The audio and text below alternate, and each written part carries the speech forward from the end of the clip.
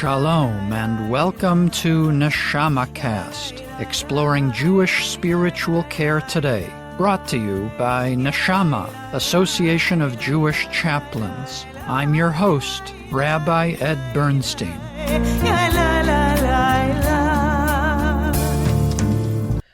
As I've noted on other occasions, for my day job, I have the honor of serving as staff chaplain at Boca Raton Regional Hospital of Baptist Health, South Florida.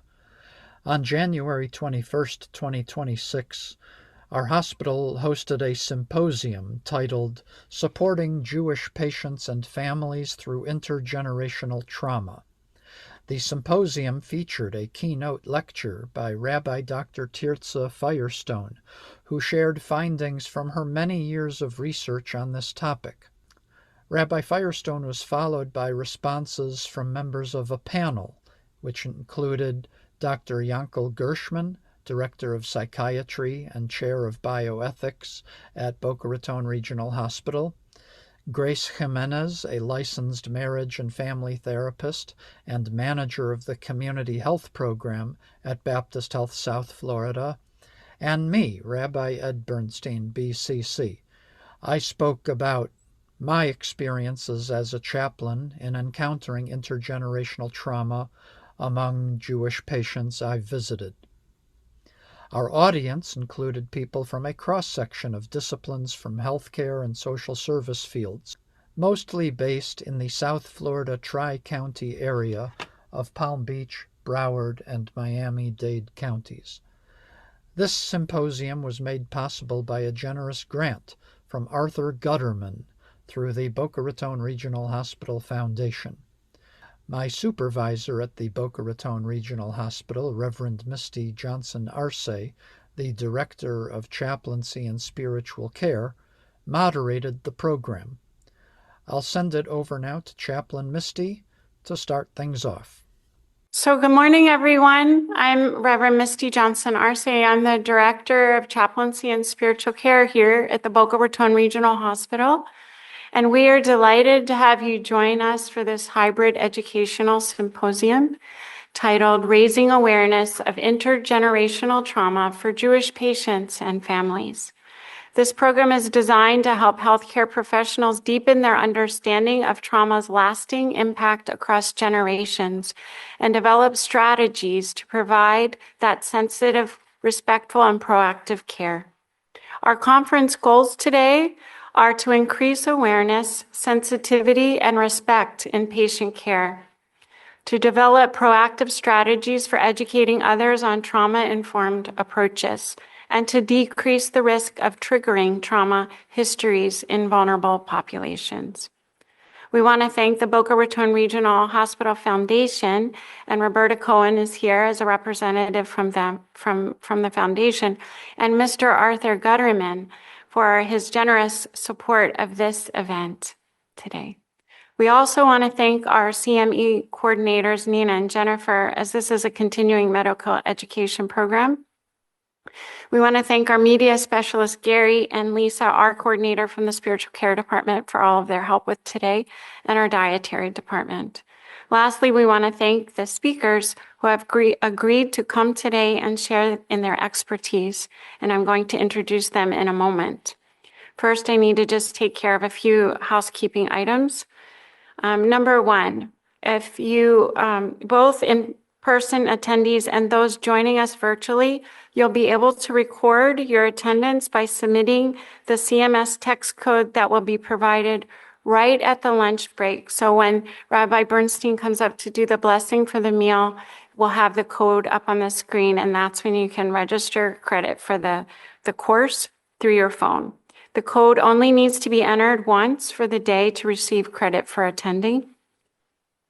An email with a link to the conference evaluation form will be sent to your email address that you used to register for the conference. And we do appreciate if you would take just a few minutes to fill that out and give us your feedback. You can also receive a certificate of attendance for continuing education credits on your Baptist Health CME platform. And it'll be available to you up to 5 business days after this symposium. For those who are new to this building, our restrooms are, if you leave the back doors here and walk through the classroom on the left side and make another left, you'll see the restrooms. Lunch will be offered in the lobby just outside of the auditorium. You walked past the tables when you were coming in for those that are here with us in person. As I said, Rabbi Bernstein will come up for a blessing, and then you'll know it's time for the lunch. Now for introducing our speakers. Our keynote speaker today is Rabbi Dr. Tirzah Firestone. She is an author, Jungian psychotherapist, a leader in the international Jewish renewal movement, and a renowned Jewish scholar and teacher. She's widely known for her groundbreaking work on Kabbalah, depth psychology, and the reintegration of feminine wisdom tradition within Judaism. Rabbi Tirzah lectures and teaches internationally about spiritual and ancient wisdom practices that are honed to assist us at this critical time in world history. Her latest work, entitled Wounds into Wisdom, Healing Intergenerational Jewish Trauma, is the recipient of the 2020 Nautilus Gold Book Award in Psychology and the Jewish Women's Caucus of the Association for Women in Psychology 2020 Book Award. Raised in an Orthodox home in St. Louis, Missouri, Rabbi Tirzah's spiritual curiosity called her to search beyond the confines of her family's strict Jewish upbringing. After immersing herself in a wide variety of spiritual practices and worldviews, Rabbi Tirzah returned with fresh vigor to Jewish studies and became a rabbi in a pluralistic and egalitarian Judaism. Ordained by Rabbi Zalman Schachter Shalom in 1992, she is the founding rabbi of Congregation Nuve Kodesh in Boulder, Colorado, where she lives with her husband, David. Rabbi Firestone is also a leader in the international movement for the Jewish Renewal and on the board of Aleph, Alliance for Jewish Renewal. Her passion for human rights and for the prophetic vision of Judaism led her to Rabbis for Human Rights North America, known as Teruah, the rabbinic call for the human rights. Educationally, Rabbi Firestone earned a master's degree in counseling at Beacon College in Boston, Massachusetts, and a doctorate in depth psychology at Pacifica Graduate Institute in Santa Barbara, California. Her cutting-edge research on the impact and healing of collective trauma draws on the fields of neuroscience, psychology, Jewish literature, and mythopoesis. The title of her lecture today is Healing the Wounds of the Past with Our Presence. Dr. Yankel Gershman completed his training in Long Island Jewish Hospital in New York. He is board certified in general psychiatry and consultation liaison psychiatry with additional training at New York University in psychodynamic and psychoanalytic psychotherapy. He is currently the medical director of psychiatry at Boca Raton Regional Hospital, overseeing the consultation psychiatry service and the outpatient psychiatry service. He also serves as the chair of our bioethics committee and leads the integrated behavioral health team. Dr. Gershman works full-time in the acute medical hospital, taking care of patients who are medically ill and suffering from illnesses such as dementia, cancer, stroke, seizures, heart attack, and those requiring surgery. He has additional specialty training in mental health across the lifespan, including pregnancy, the postpartum period, menopause, and aging. He will be speaking today on coping skills and reproduction. Graciela Jimenez is our next speaker, and she is known to us as Grace. She is a licensed marriage and family therapist and manages the Community Health and Baptist South Florida program.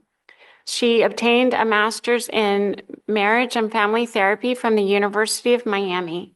Grace has provided comprehensive behavioral health treatment for individuals and families with mental health issues in private practice, in community mental health settings, and hospital sites. She has worked as an employee assistance professional with Baptist Health South Florida since 2004, and she is currently the manager overseeing the clinical team and offers presentations on mental health and well-being to our community. Throughout her career, she has presented at professional conferences, has been featured on South Florida's PBS Health Channel, and for the community. Her topic of discussion today is called Generations of Healing. Rabbi Edward Bernstein has been serving as a staff chaplain with us here at Boca Raton Regional Hospital since 2021. Prior to this, he served 8 years as a hospice chaplain with Vitas Healthcare in Palm Beach County. He is a board-certified chaplain with Neshama, Association of Jewish Chaplains, and now serves on their board of directors. Rabbi Bernstein also hosts their podcast on Jewish spiritual care called NeshamaCast. Rabbi Bernstein edited a book titled Love Finer Than Wine, The Writings of Matthew Eisenfeld and Sarah Ducker, which became a National Jewish Book Awards finalist in 2016. Rabbi Bernstein has a bachelor's degree in American history from Columbia University and a bachelor's degree in Bible. He also holds a master's degree in education and rabbinical ordination from the Jewish Theological Seminary in New Beach, Ohio, and Boynton Beach, Florida. So he served as a full-time rabbi in New Rochelle, New York, Beechwood, Ohio, and Boynton Beach, Florida. Rabbi Bernstein resides in Boynton Beach with his wife, Ariella, and their 3 children. Rabbi Bernstein will be sharing a chaplain's perspective today. So please join me in welcoming Rabbi Firestone to the podium. Good morning to everybody. Thank you for being here. I'm delighted to be in your midst in beautiful Florida. Thank you, Reverend Misti, Rabbi Ed, to all who invited me, and to all who are behind the scenes on Zoom. Welcome, and to everyone involved in this symposium. Very important topic for today. I'm curious to know about you, and then I'll introduce myself a little bit more with a story. But how many of you here are caregivers? Raise your hand. And how many medical doctors? Okay. Clergy, pastoral caregivers? Okay, look around. Yes. Any geriatric care specialists or hospice workers? Okay, good. Am I missing anyone? Regular people? Okay. Okay, let's see, where do we start? I believe we learn best through stories. Let me tell you a story. It is by way of introducing myself. And today, before we jump into the didactic material, and there's a lot of material, I'm going to ask you to select out the points that are most salient to you and to your work.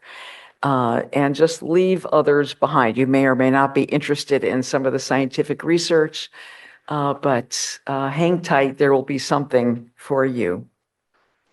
So this is both a personal story.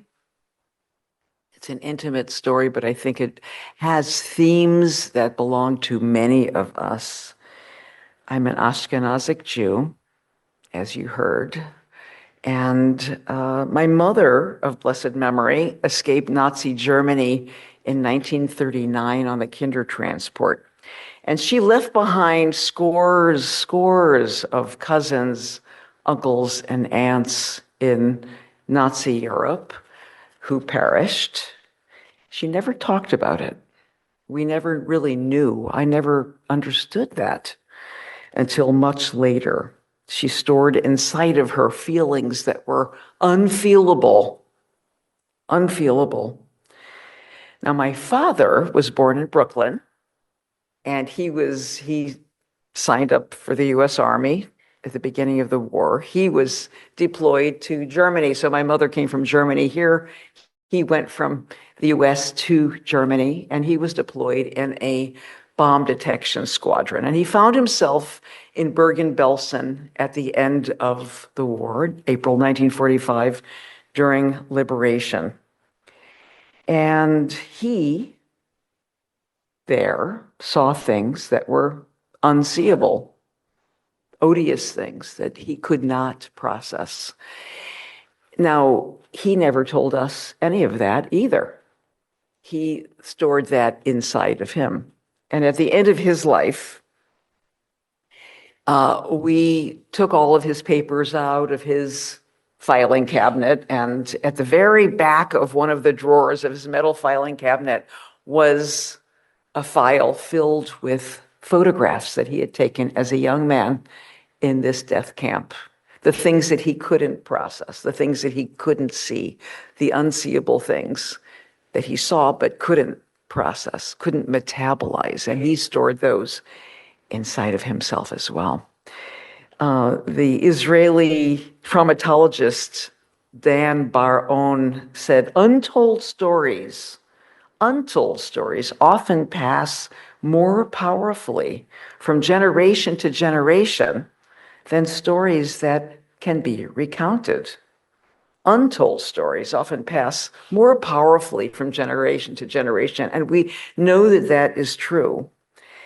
At the end of my mother's life, she died in Israel, close to 90, and suffering from dementia. She would sit upright in her bed and, in a state of shock, say, why didn't anyone tell me?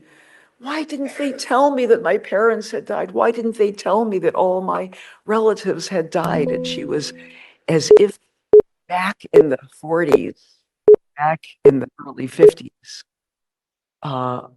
trying to process all that she had not processed. And at the end of his life, after my father had died, and we found those pictures, my siblings and I looked at those pictures and we understood what comprised my father. All the dots connected, and we were able to say, oh, that's why Dad was like that. That's why he had these huge tempestuous moods, and why they both had their very rigid parenting style. These traumas had come out in them, but they came out sideways, not directly, because they were locked inside of them. Now, I'm sure that many of you have treated similar patients in your own fields, and also their families that are struggling with their elders and their relatives. Today, we will learn more about how this unprocessed grief, unprocessed shock, and the capital T traumas land inside of us and shape us, and not only shape us, but also shape our offspring. And most importantly, will address how we, their caregivers, can help them to process these historical wounds and turn them into wisdom. So let's go to the slides. And you may have seen these key learning objectives. We'll just review them really quickly. We'll discuss the 4 hallmarks of trauma and identify them in ourselves and in those with whom we work.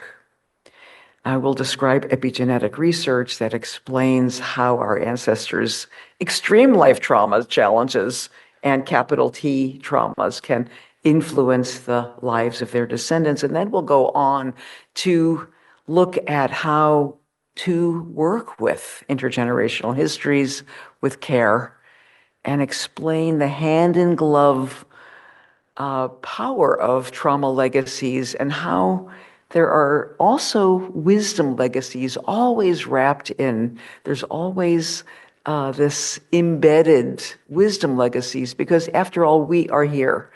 Our patients are here. That means someone in their family survived, and they did so with resilience, with a certain amount of wisdom, with values. And so we want to capture those wisdom legacies as well. We are going to be asking some curiosities that motivated this talk and maybe motivated you to come. I'm hoping they're your curiosities as well. How do the ancestral histories of our patients influence their health and healing? How can we better tend our patients with trauma-informed care? And how do our own ancestral legacies influence the care that we give? Today, we are going to be focusing on ourselves. I think we are our best learning tool to look inside of ourselves, look at our own ancestral histories, and to see where we come from, and how our histories are embedded in our physiology and in our own selves. So I would like to ask you to have some water nearby. Some of you are drinking, because whenever we look at family and family histories, and certainly the topic of trauma, it's very evocative for our nervous system. So drinking a sip of water or tea or coffee is just nice to have on hand. Right outside, there's water if you want. And I'm also going to be asking you to jot down any insights you have or questions as we go. Okay, here we go. Our lives are the current blossoms on a family tree that is hundreds, well, you could even say thousands of years old. And in this work that we call variously multi-generational healing, intergenerational healing in Europe and in Australia, they mostly call it transgenerational legacies. We see ourselves and our patients at the center of generations. And that helps us understand how we got here and where we are going.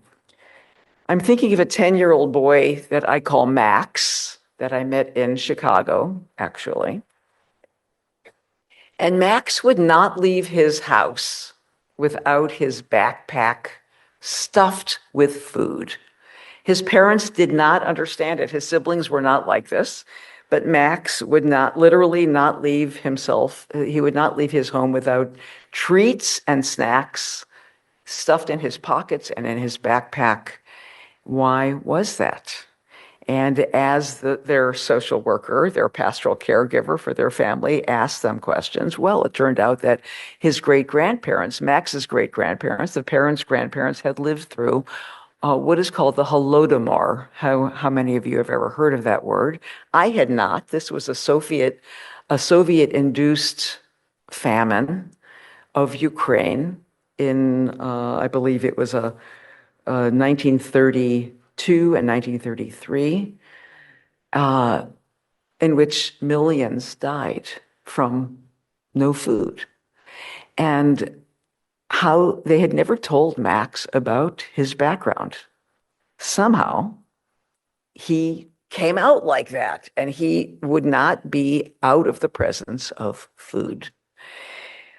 So where does that come from? These quizzical, almost uncanny stories that you will hear in the hospital room, that you'll hear in the clinical setting of children and adults who are carrying some imprint of their ancestral histories, oftentimes without any cognition, without any conscious understanding.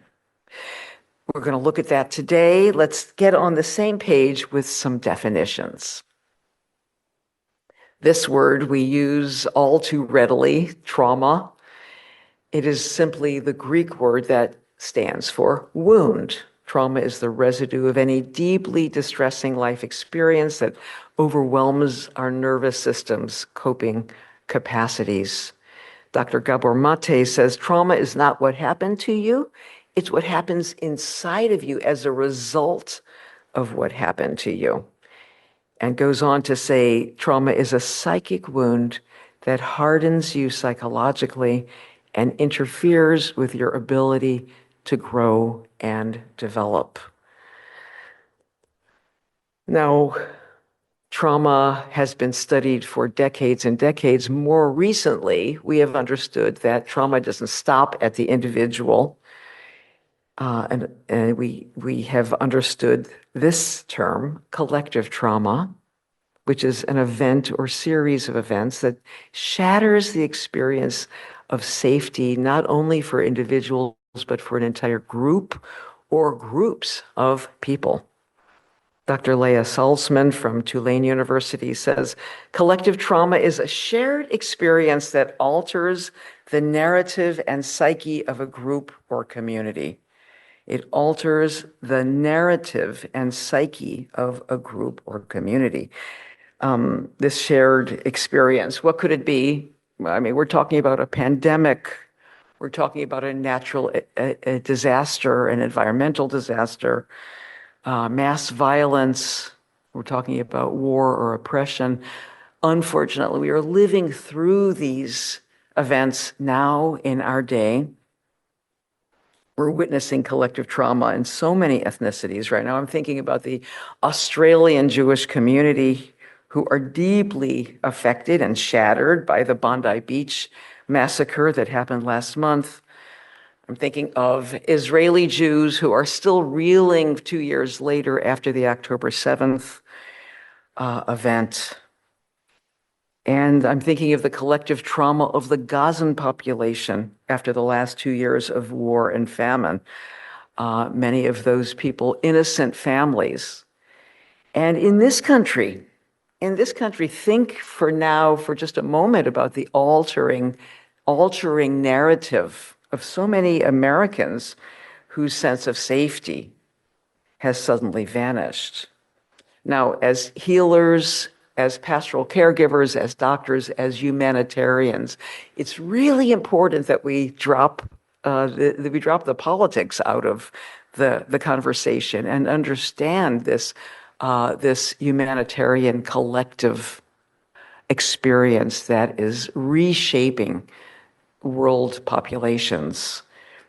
And from collective trauma, and the topic, honing into the topic for today, is this term, intergenerational trauma, which is the unhealed residues of extreme life experiences that gets transferred generation to generation. And Judaism, we say, midor lador. The Israeli journalist Chemi Shalev said, illustrating this, what I feel is the intergenerational trauma, I am a Jew, and there are scenes of the Holocaust that are indelibly etched in my mind, even though I was not alive at the time. How many of us understand that?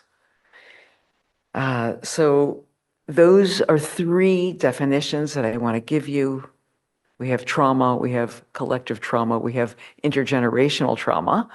And I want you to take a sip of water or tea right now and just jot down, what do you know about these definitions?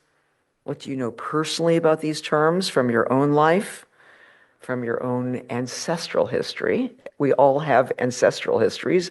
Ancestors is simply a term that we use for, in Hebrew, we say our avot, and imahot are the people that came before us, that gave us our genetic system.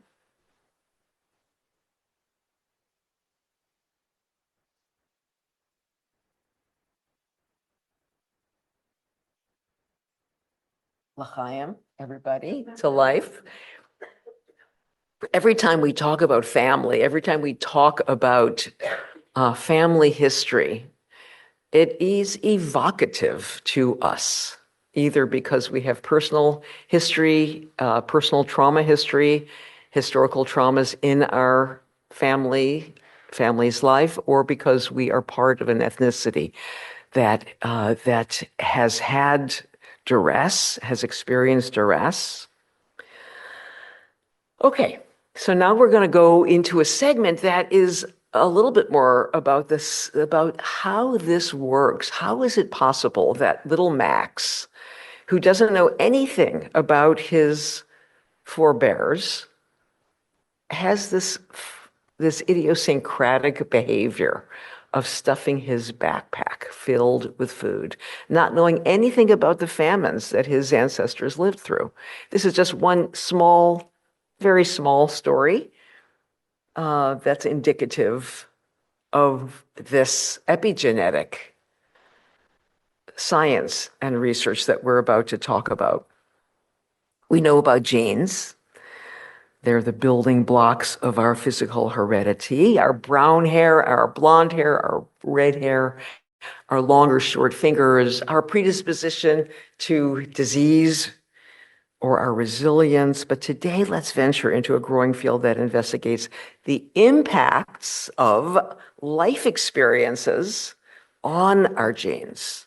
The impacts of life experiences, our environmental stresses upon our genes. And that is the relatively new science field of epigenetics. Epi meaning above or on top of, and genetics, the carriers of this hereditary information. So on our genes aren't changed, but what happens upon our genes does. The science of epigenetics is the study of heritable environmental stresses. And when we're talking about epigenetics, we're talking about life's extreme experiences that embed themselves in our physiology. I think about it this way because I'm not a scientist, and I'm not given to sciences. That's not my proclivity. But let's say that our genes are the language that make us up. It's the ABCs, okay? They're the ABCs of our existence, of what comprises us. But it's the workings of epigenetics that make sense of those ABCs, puts them into an order to tell a story. So epigenetics is how our genes express themselves and answer to our environment, to what's happening around us. The epigenetic function is how our genes respond to life, to the circumstances of our lives.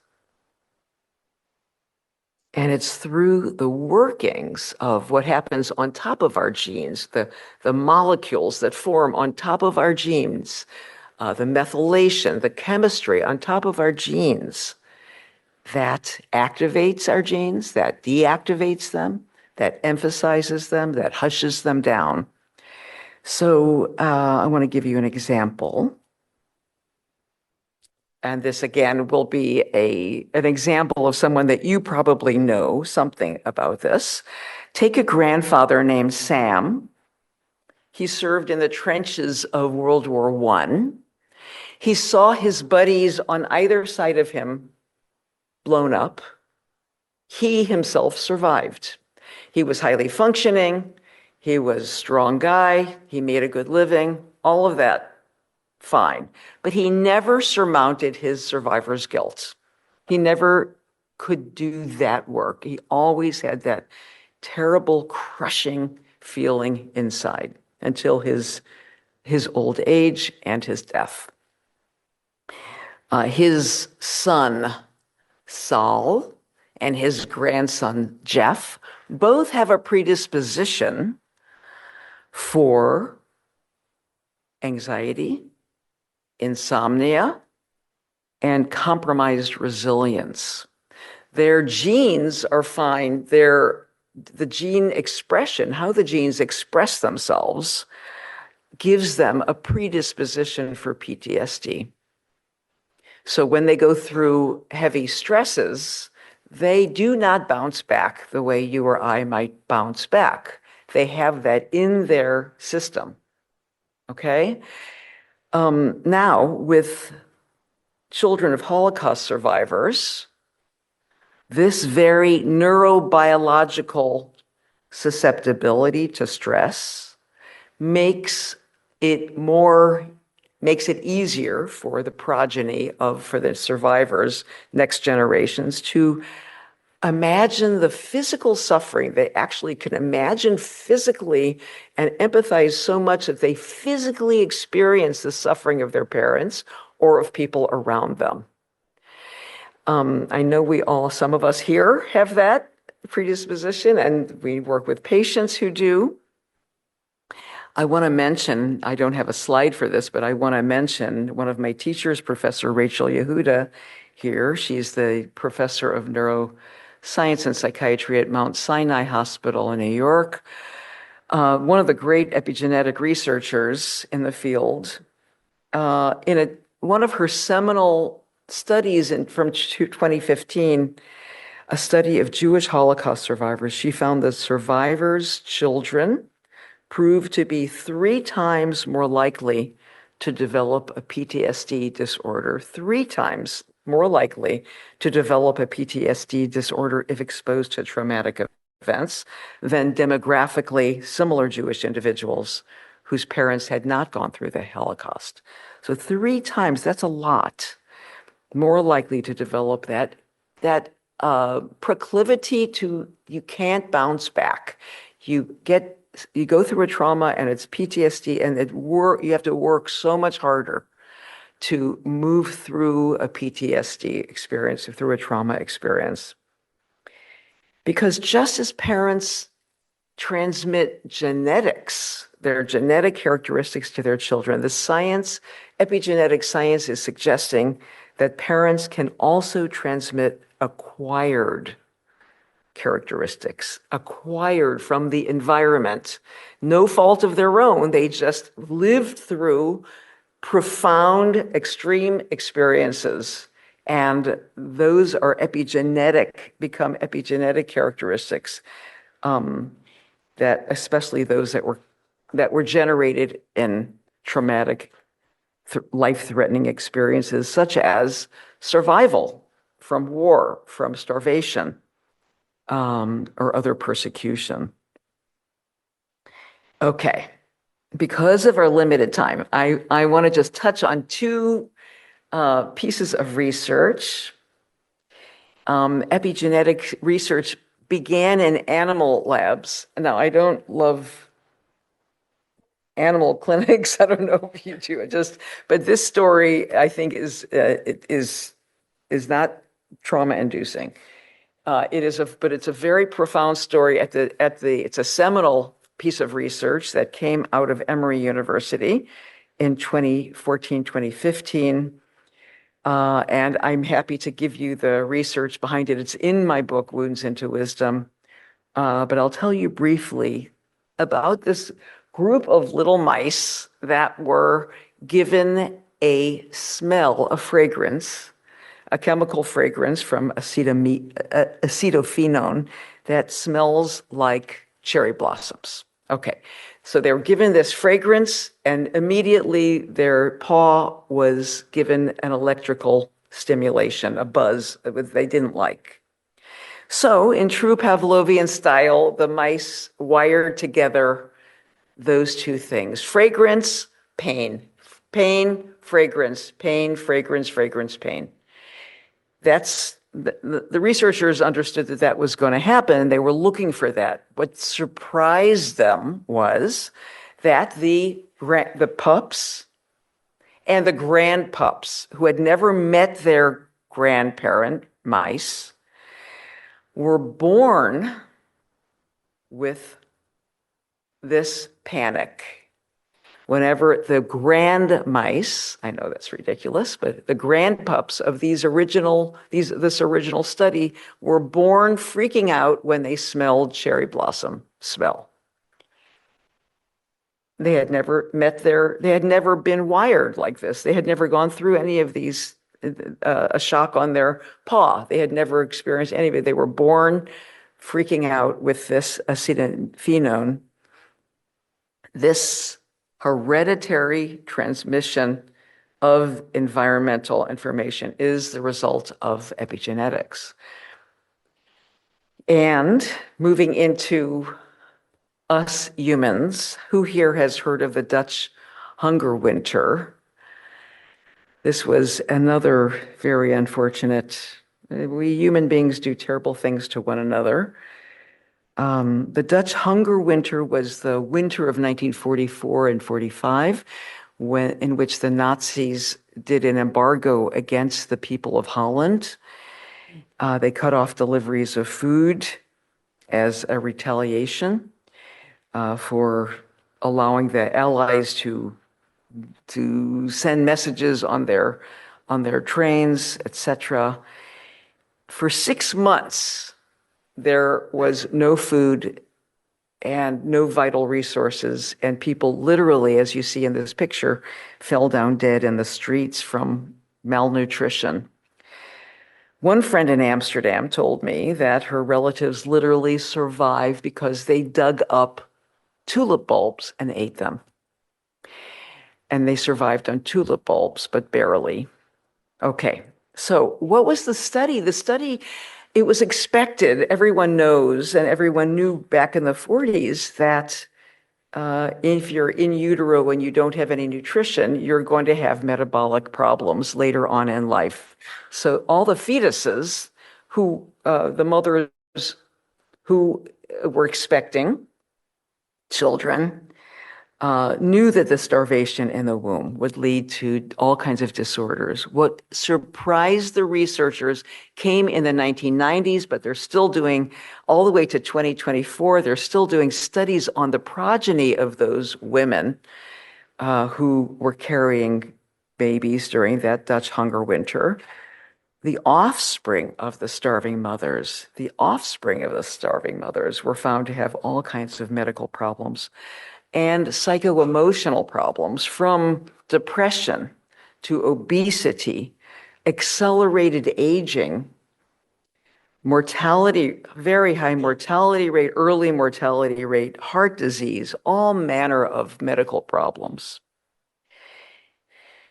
And so we understand that these are from generation to generation. Our ancestors' extreme life traumas are imprinted in us both through nature, through nurture as well as through nature. But what's really important to stress is that genetic changes, that epigenetic changes are completely reversible. And the key is awareness. I'm going to talk about that in a little while. When we widen the lens of what our ancestors lived through, by the way, a lot of Americans, really, you ask them, what did your grandparents live through? They don't have any clue. That's why it's really important in our pastoral care to understand and ask our patients, tell me about your parents. Tell me about your grandparents. What did they live through? Not only what did you live through, but what did your ancestors live through, to give us an idea and to give them an idea of the imprints that are alive in us, also to engender compassion for what our ancestors lived through, as well as for our own selves. We'll talk about this a little bit more later. Okay, so let's just take another sip of water. What do you know about these things? And how is this in your own family?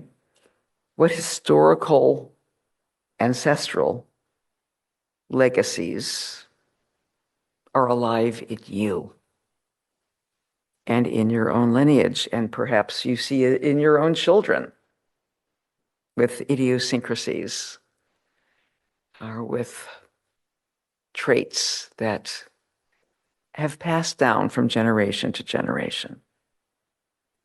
It's important to understand in ourselves and also in our patients and clients, the historical shapers of our families. For many of us Ashkenazic Jews, it was the pogroms, it was the Holocaust. But for Sephardic Jews, it might have been the Farhud in Iraq. For many of our patients, it was the Irish potato famine. It could have been the abduction and enslavement of African American people in their families, the Holodomor, many, many tragic events that shaped our families. Also, the belief systems that came out of these histories. Is this a safe world that they're living in? Is it a place where they belong and have a sense of self and they're able to be? Is this a place of opportunity, this world, this country, or is it a place that is an oppressive, that is naturally oppressive? What were we taught? What were the values that came down? Is this a place of opportunity, or is life a place that I can be creative and shape? Do I have a choice to shape my destiny or not? These are questions that come up. We're going to get to those a little bit more. So before we do, I want you to hold that in mind as we look at the four hallmarks of trauma, and we're talking about characteristic residues that are both individual and individual trauma markers, as well as that which the sequelae, we call them, the sequels, the sequelae of trauma that live in our nervous system. And I want you to ask yourself, what do I know about these four? What lives in me? And what was I shown in my upbringing? The first one we call dissociation. Now, these things you may know well, but this is a review for many of us. This is psychic numbing or emotional numbing. And all of these four that I'm going to show you right now are life-saving mechanisms. In other words, God put them in our biochemistry to save our lives. Nature has formed a network so that we can go through harrowing things and not die. I'll give you an example of dissociation. This happened a few years ago.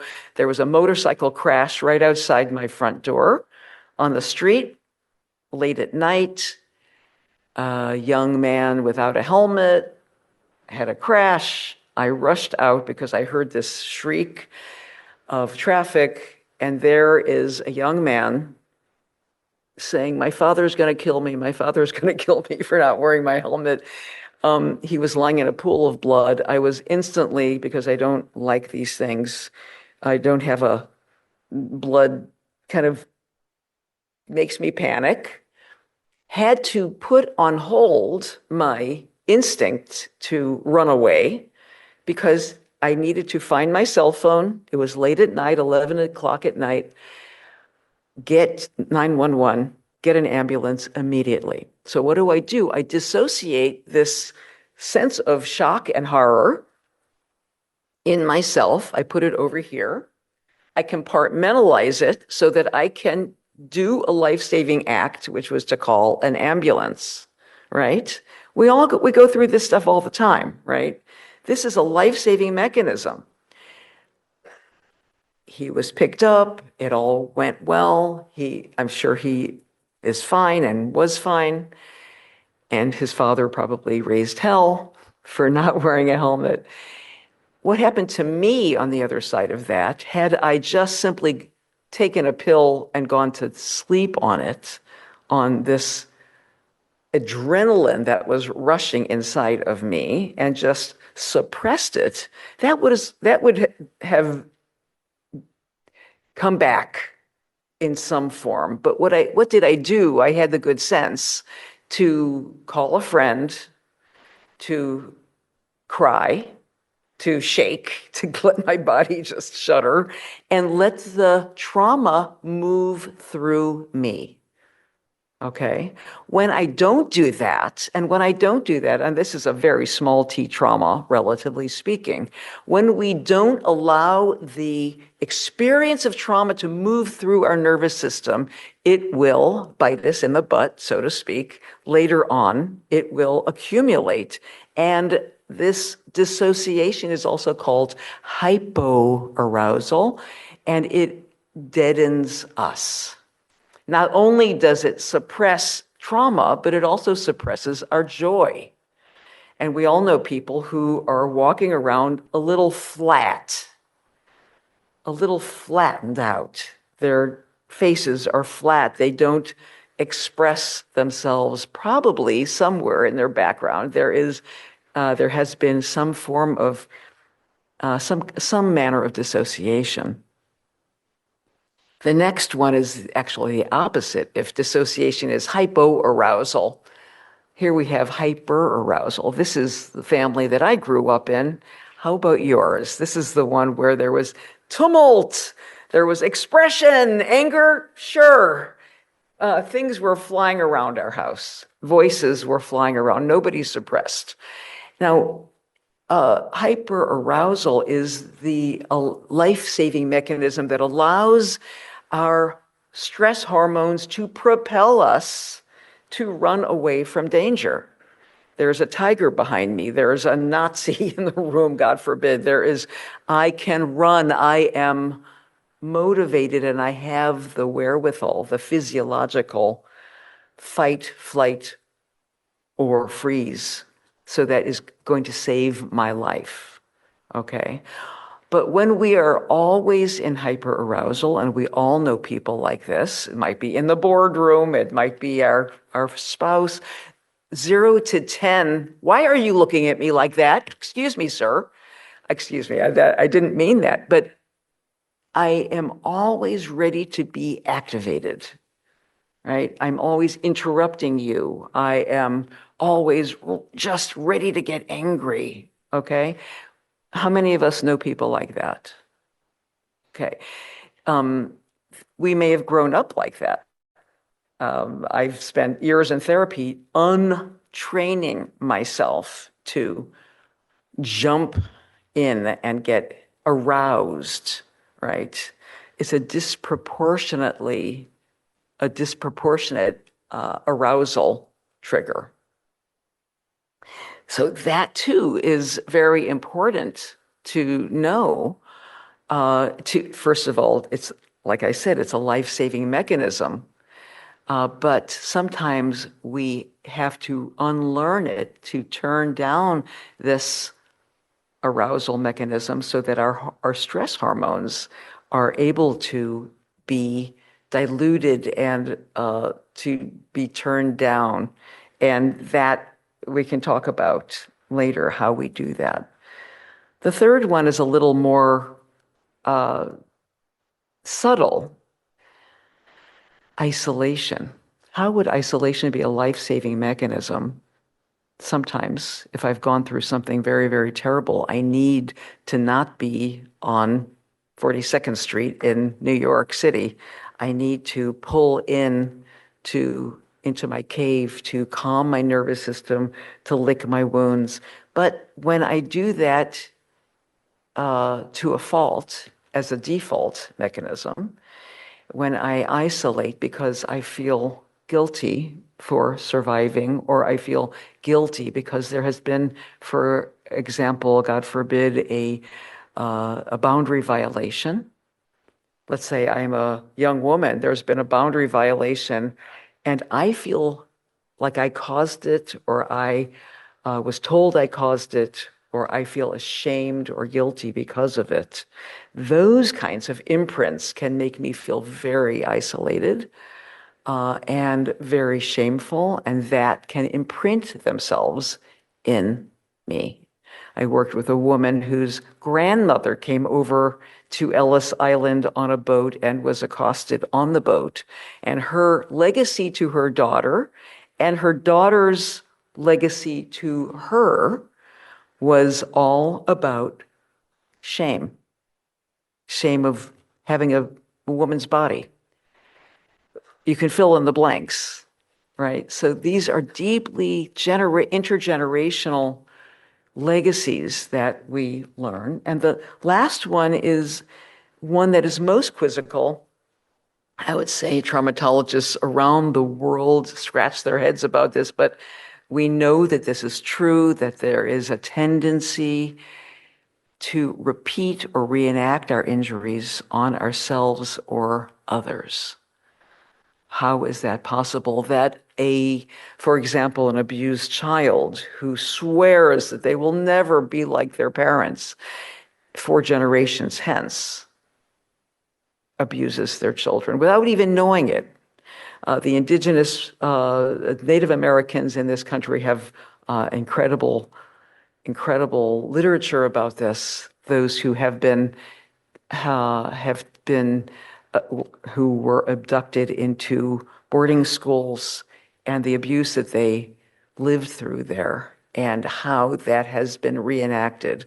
But we don't need to even go that far. We know that soldiers who came back from Iraq and Vietnam, they signed up for another tour of duty.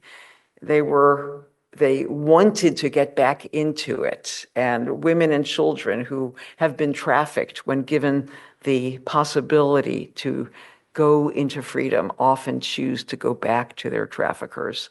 What is that? And that we can talk a lot about that. Wounds into Wisdom talks a lot about that. But I want you just to think about these 4 characteristics in your own upbringing for a moment. And speaking of the cyclical nature of trauma and how it gets reenacted, I think we have to say each new anti-Semitic assault in the Jewish community around the world can trigger old wounds and set off trauma responses that are stored in our nervous system. I really can't underscore this enough.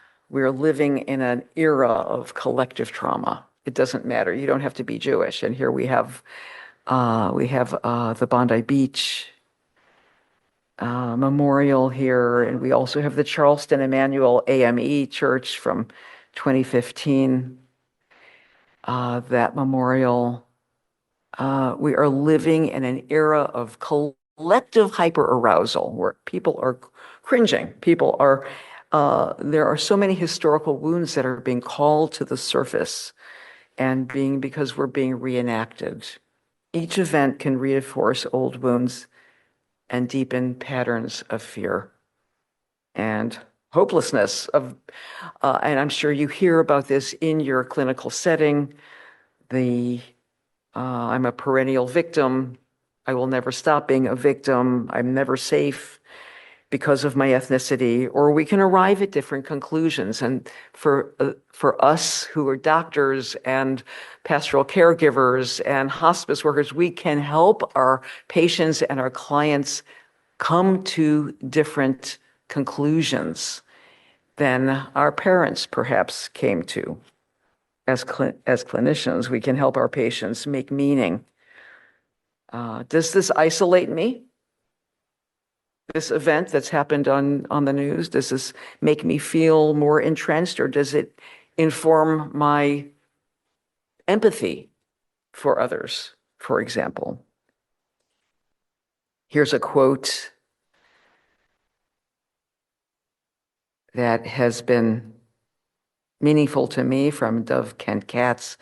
The trauma that Jews have experienced doesn't necessarily make us separate from other peoples. It may actually connect us to other peoples. The ability to choose the outcome of our trauma, to choose what we do with it, to choose the meaning that we make of the events that have happened in the past or happened to me or you, that is our work, and that is where we are aiming to go. We're heading to post-traumatic growth, not to be stuck in our trauma, but to go toward PTG in the quick form. When extreme trauma and psychological struggles change a person in radically positive ways, turning their wounds into wisdom, which is the focus that we're all aiming for. This is a Japanese art form. I have this vase. You're probably wondering, why is there a piece of pottery on the screen? Because this is a Japanese art form called kintsugi, where they take broken pots, maybe even break them, deliberately, and then remold them with veins of gold and other precious metals, epoxy, because the Japanese believe when something or someone has suffered great damage, that makes them stronger and it makes them more beautiful. It makes you stronger and it makes you more beautiful. Okay. So now, let's take a breath together. How are we doing? Can you handle a little bit more? Okay. We have Yael Danieli. Awareness is key. Awareness is transmitted traumas, inhibits transmission of pathology. Just being aware, helping our patients be aware is everything. And because epigenetic changes are reversible. So let's talk about a few things that we can actually do. I want to give you some hints. You are going to get these, or you have already gotten these slides. So this is a reminder. Very, very importantly, we want to be mindful of our window of tolerance. Perhaps something I've said today or one of the slides has gone outside of your own window of tolerance. You can tell me if that's true or not. But we're aiming in the zone of tolerance with the people that we work with, in which we can function more easily and more creatively, more effectively. And this is really, really important. We don't want to venture outside of that window of tolerance where there is hypoarousal or hyperarousal. And here are a few guides, keys to unlocking compassionate care. Ask and listen for patients' intergenerational history with care. Always stay within that window of tolerance, what they can tolerate. Don't go into a place, God forbid, of re-stimulating trauma response, re-triggering their trauma. On the other hand, you don't want to just be nicey and pat them down in a surface way. You want to look at history so that you can help them make new meaning. Help your patient to see a positive outcome, the PTG. What could be a positive outcome for them? And remember always to take notes so that you don't have to reinvent the wheel. You can remind your patient next time where you got to. What are the creative insights that they had in the session before? Gentle openers. Hi, my friend. How is your heart today? Would it be okay if we talked a little bit about your past or your family history that might be shaping what you're experiencing now? You can share as much or as little as you'd like. Stay within that window of tolerance. Always give them the reins. Tell me more if you're curious, or if there seems to be an emotional charge. Tell me more in your own words. I want you to know you're not alone. Questions that elicit strength and meaning. Who in your family showed love, care, wisdom, or resilience? And can you call to mind a loving ancestor or relative right now? And it could be someone that you may not have met. It may be you were named your namesake. You were named after someone you never met. Can you call them to mind? What were the stories you heard about them? And what wisdom or other gift might they have for you today? Just a few tips. Now, it's very important in this quantum world that we live in to understand that we influence our presence and what we hold inside, our own trauma responses, our own ancestral histories might actually be playing on the chemistry with our patients, with our clients, Be self-aware and ask yourself, what is most challenging about this situation for me or about this person? What is my personal experience of this patient? Trust your gut about it, but understand that you have your own personal history that's at play. Do any of the 4 hallmarks of trauma residue in my own family of origin pertain to me right now? Very importantly. And please do remember, everything we've said today pertains not only to, we've been focusing on the Jewish population, but they're applicable to all of the people that we meet with, all ethnic and religious groups. And we want to be culturally sensitive and appropriate.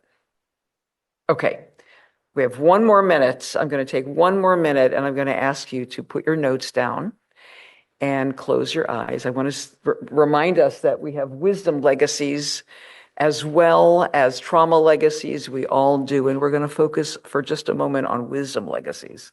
So would you sit back in your seat for just a moment and bring your attention to yourself?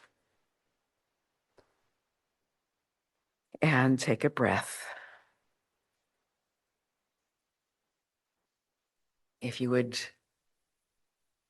let your facial muscles soften for just a moment. Close your eyes if you're comfortable, and let your hands grow heavy.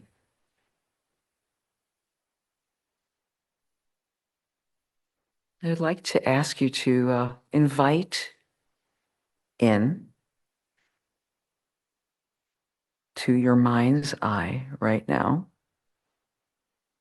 a wise and well ancestor or teacher. Could be a friend, could be a family member, someone who has passed from this world to appear in your mind's eye right now. This is a wise and well and a loving human soul.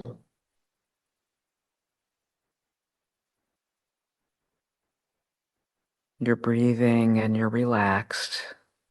And I want you to let them see. Let them see what you are going through, what your personal question or questions are right now. And imagine they have some wisdom for you today, some loving word or maybe just a gesture for you today. Suspend your disbelief and let this happen. Someone from the other side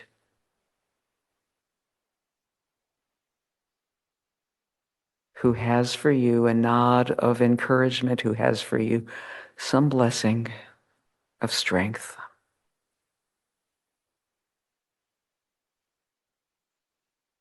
And let yourself take that in, receive it.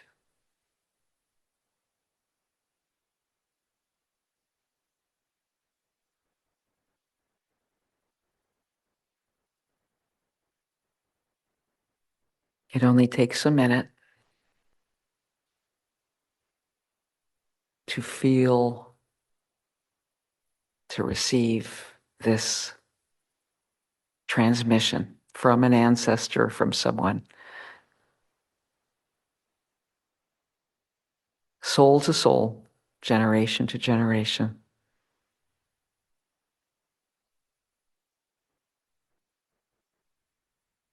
And then when you're ready, just make a gesture of thanks. Come back fully into your toes and fingers. You can rub your hands together.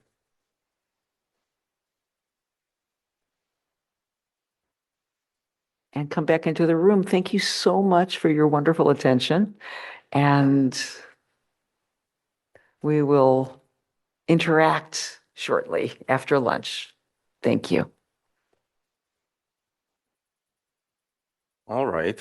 Hello, everybody. So I'm Dr. Gershman. I'm the medical psychiatrist here at Boca Regional, and also chair of the ethics committee. And I guess I'm the lucky one who goes after Dr. Firestone, who has to try to do something even partially comparable to what she just shared with us and her stories and what was untold in her presentation versus what was told. So my presentation is going to take you, just going to spin the lens a little bit, perhaps into the more medical side. And just, I believe I have 15 minutes with you, so I will speed up at times and try to focus on a few small details along the way. So I have no disclosures. And the learning objective is to look at coping skills using the biopsychosocial model, which is an old model about how we try to understand people and where they come from, and what makes them who they are today, what makes us who we are today. All right, so I have a lot of pictures, and I'm going to be sharing those pictures with you. So we're going to start with the parents, and some of this hopefully will be a review for you. But two parents make a child, and each parent gives their genes, and that's what Dr. Firestone spoke about as well. Genetics is what's transferred from both parents to the mother, who's down below, and she's pregnant. Okay? We're going to use a kitten as our prototypical child. Hopefully everybody agrees this is a cute kitten. I thought it was a cute kitten.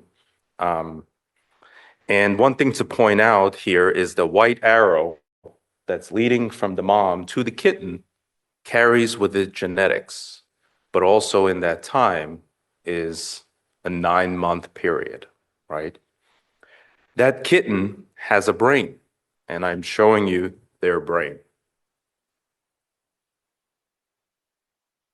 Now you see the kitten is wearing the brain, because as most of us understand, our brain and our mind can be two things or one and the same, but they are inside of us.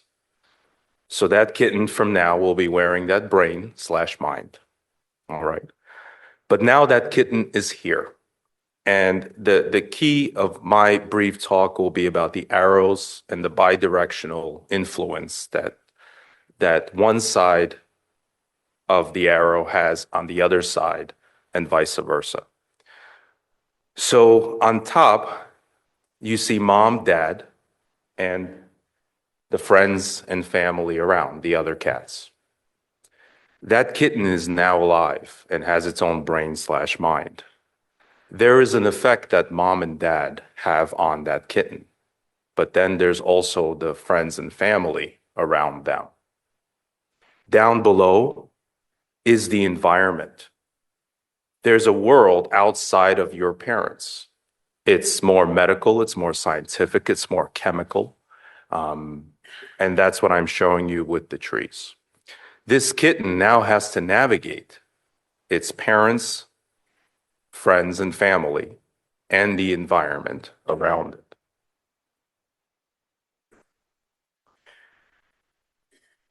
The brain is bigger in this kitten. I don't know if you've noticed. I made it a little bit bigger. We're growing now. So down below, I'm showing you two boxes. One is called biology, and one is called psychology. That kitten has its own genetics, that genetic makeup. That kitten has its own hormones.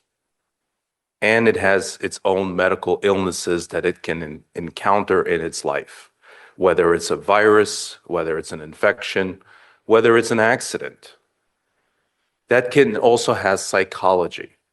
It has thinking, emotion, and behavior. The two boxes will play off of each other. If you think negatively, you may become sicker, go out less, and therefore it affects your genetics, as Dr. Firestone talked about epigenetics, outside world affecting your inside world. Chemically, that you carry forward with your children and their children's children. If you develop a medical illness, like many children develop diabetes at a young age, how will they think about their world as they grow? Children are not supposed to encounter any difficulty, or are they? Is that part of growing up? No one deserves diabetes at 6 years old, although it happens. You can't go to birthday parties. You can't eat lunch at school. You can't do a lot of the things that other kids are doing. If you are that unfortunate child with childhood diabetes, how will you feel, think, and behave in your life? How does that begin to carve your coping skills? And as your illness, your medical illness, carves your coping skills will begin to impair your medical illness. From 6 to 10 years old, being diabetic, spending lots of time in the hospital, trying to figure out what's wrong, you miss major events in your class, in your school, you can fall behind. You might become depressed. You might not like your diabetes. You might not like your insulin or your shots or your injections. How will your behavior of missing your insulin lead to your medical illness? More infections, more time. So the bidirectional relationship between biology and psychology is part of the building blocks to coping skills. So introducing a third box, the surroundings. You have your biology as that kitten. You have your medical illness. You're developing your emotion, your thinking, your behavior. Now your parents are going to be telling you things. They're going to be teaching you things. We all grow up going, my parents are this and my parents are that. And at 10 years old, we all agree our parents don't understand us and they don't know us. But as we grow up, we start understanding our parents. But our parents are carrying something with them that we may not understand. And that's what was given to them. And their type of parenting on us as children, on the kitten, is not often spoken about, as Dr. Firestone explained, that it's something that's, it's quiet, it's silently transferred. And so I'm inviting you to think about how you have your biology and psychology alone as a kitten, but now you have your parents that carry something with them. Your culture, your group who you associate with, religious, non-religious, where you spend time, what you do as a hobby, all of that begins to impact your coping skills. It teaches you things. And not only does it teach you directly, it all interplays together. If you have diabetes and your behavior is tied to your diabetes and the way you manage your insulin, then you may meet friends in the hospital, other 10-year-olds like you who have diabetes during summer break. So our surroundings, our psychology, and our biology constantly play into who we are. And it's very complicated. I hope I'm conveying that, although I'm showing you a kitten with a brain. Somehow the brain got smaller in this picture. That is not biologically accurate. Also in the surroundings box, there's also environment. Environment includes wars and pandemics and famines we've heard about. So, people that live near the ocean will eat more seafood. People who do not live near the ocean will eat less seafood. So where you live also impacts your biology, what you do for fun, who you marry, who you spend time with. And here's the more unfortunate part. Trauma comes along. And I made a slide just kind of capturing a lot of different things that make it maybe easier to relate to, where trauma has many names. I love the reference of capital T and little t. I think there's a lot implied there. we as humanity face very difficult things, and there's always something going on these days, right? But I wonder, has there always been something going on those days too? So I'm going to show you exactly the same slides, but with trauma inserted into all of the arrows, and try to invite you to think a little bit about how that may change some of the things we spoke about. If the relationship between the mother and father receives trauma from within or without, then the parent may not be there. The parents may have a tumultuous relationship themselves. There may be physical violence, emotional violence, etc. So when that DNA is transferred to mom who becomes pregnant, mom is growing up with some degree of trauma already influencing the pregnancy, and we heard a little bit about that in famines. If the mom is pregnant with a girl, that girl already contains genetic code for her children. So a pregnant mom who is negatively impacted with trauma already is affecting her grandchildren. If it's a boy, our genetic data is more frequently refreshed. But girls are born with the ovaries and eggs that they will later on use in life. So we already have an opportunity here for trauma to impact 2 generations going forward in one shot. I pointed out the length of the arrow, that it's 9 months. That baby kitten has to be protected and within mom. And trauma can happen to mom, which can translate into in utero, in belly issues. Babies can be miscarried. They can develop genetic issues themselves as a result of outside trauma, even by vitamin deficiencies in the mother, physical trauma, leaving it open to really, for your imagination, to the unfortunate things that can go wrong. There can be trauma for that little kitten from the relationship at home. There can be trauma from the friends and the family, the other cats in the picture. There can be trauma from the environment. I already mentioned some of them. COVID is a great example of how it both chemically and psychologically and socially affected our entire world. Accidents do happen. Certain viruses could impact us permanently, right? We can fall and hit our head. Head trauma can leave permanent residue. I showed you the 2 boxes already about how, giving you the example of a diabetic child with depression who misses birthday parties. Now add more trauma onto that. And it just builds and folds and twists and turns.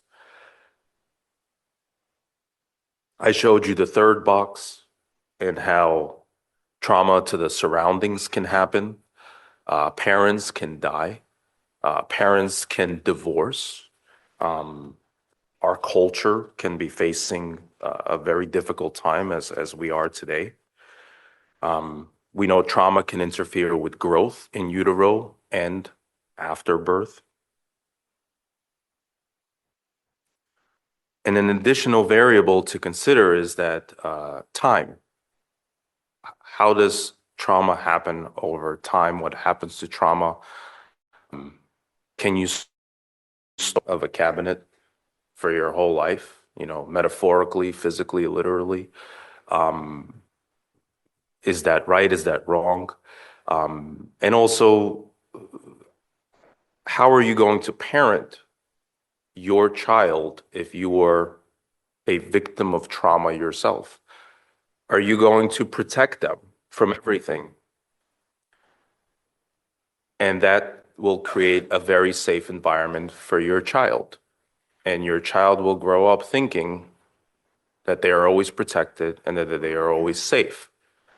But if you protect them too much, what happens when they encounter their own variables from the environment, from their biology, from their psychology? Did you overprotect them? Did you try to give them the world you didn't have and therefore overcompensated by giving them this perfect life? They leave high school, go to college, and life is no longer perfect and can be very difficult for them. So eventually, your child, the kitten, us, the brain, the mind, meets somebody and starts the process all over again. So I guess my point to you in this short segment is how many variables are conveyed through generations, through the environment, through biology, through psychology, over time and transferred forward. So how do we overcome so much? It's easy to find cat photos and Google free cat photos, by the way. It's not true for other species. You play, you go to the therapy or psychiatry, that's the cat on the table. You copy and pasted the same cat in several different places, running out of time. The cat's exploring, traveling, spending time with friends and family. There's a lot to overcome. We have our own challenges to face in our life, but we are also inheriting, facing the challenges of our parents, our grandparents, and the generational trauma that comes from them. It's hard. It's hard being, growing as a person and surviving and living and thriving if we ever get there. That's it for me.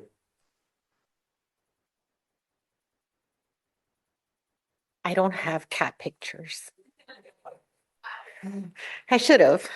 It's a good metaphor. So my name is Grace Jimenez. I am a licensed marriage and family therapist. So a lot of what we've been talking about today has to do with the physiological component of trauma, right? And how that passes down. So we're going to talk a little bit more about the social emotional component. Let me see. Generations of healings. I also have no disclosures. My learning objectives are very wordy. I'm so sorry. Identity or identify how intergenerational trauma influences family systems within Jewish families, including its effect on attachment patterns, communication styles, family roles, multi-generational boundaries, using evidence-based family systems, apply evidence-based trauma-informed interventions such as narrative therapy, EMDR, trauma-focused CBT or cognitive behavioral therapy, and Bowen structural family therapy, all to improve relational functioning, reduce trauma-related symptoms, and strengthen resilience across generations. This is my agenda. I'm going to go quickly because I just realized how short 15 minutes actually is.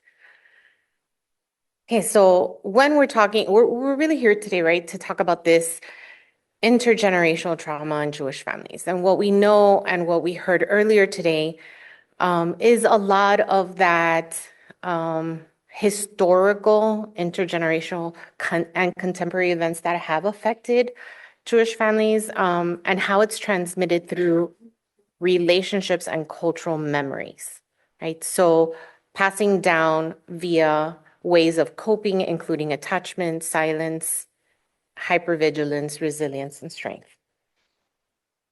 I really like this quote.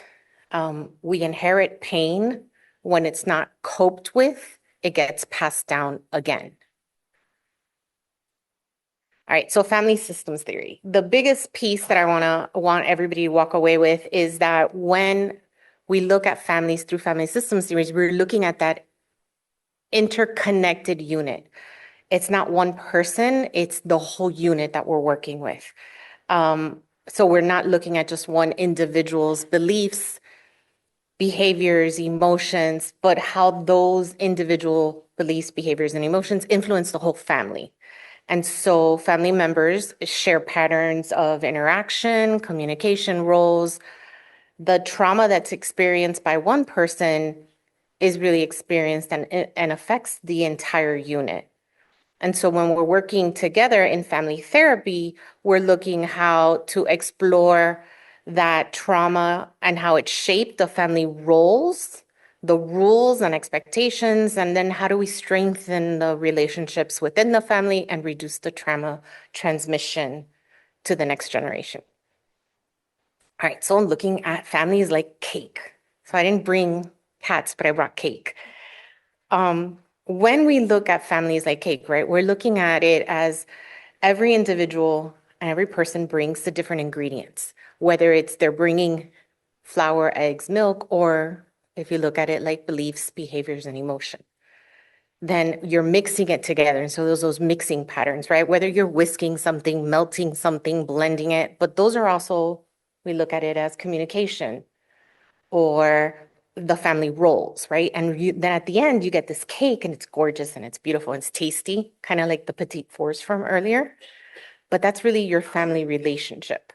And so all of that based in those elements comes together and you get this family product. And so when you have all these different bakers, right, you get generations of it, right? Think of your favorite, for a moment, think of your favorite meal. Perhaps maybe when you were a kid and you were sick and your mom or your grandmother or somebody else cooked something for you, something that made you feel better.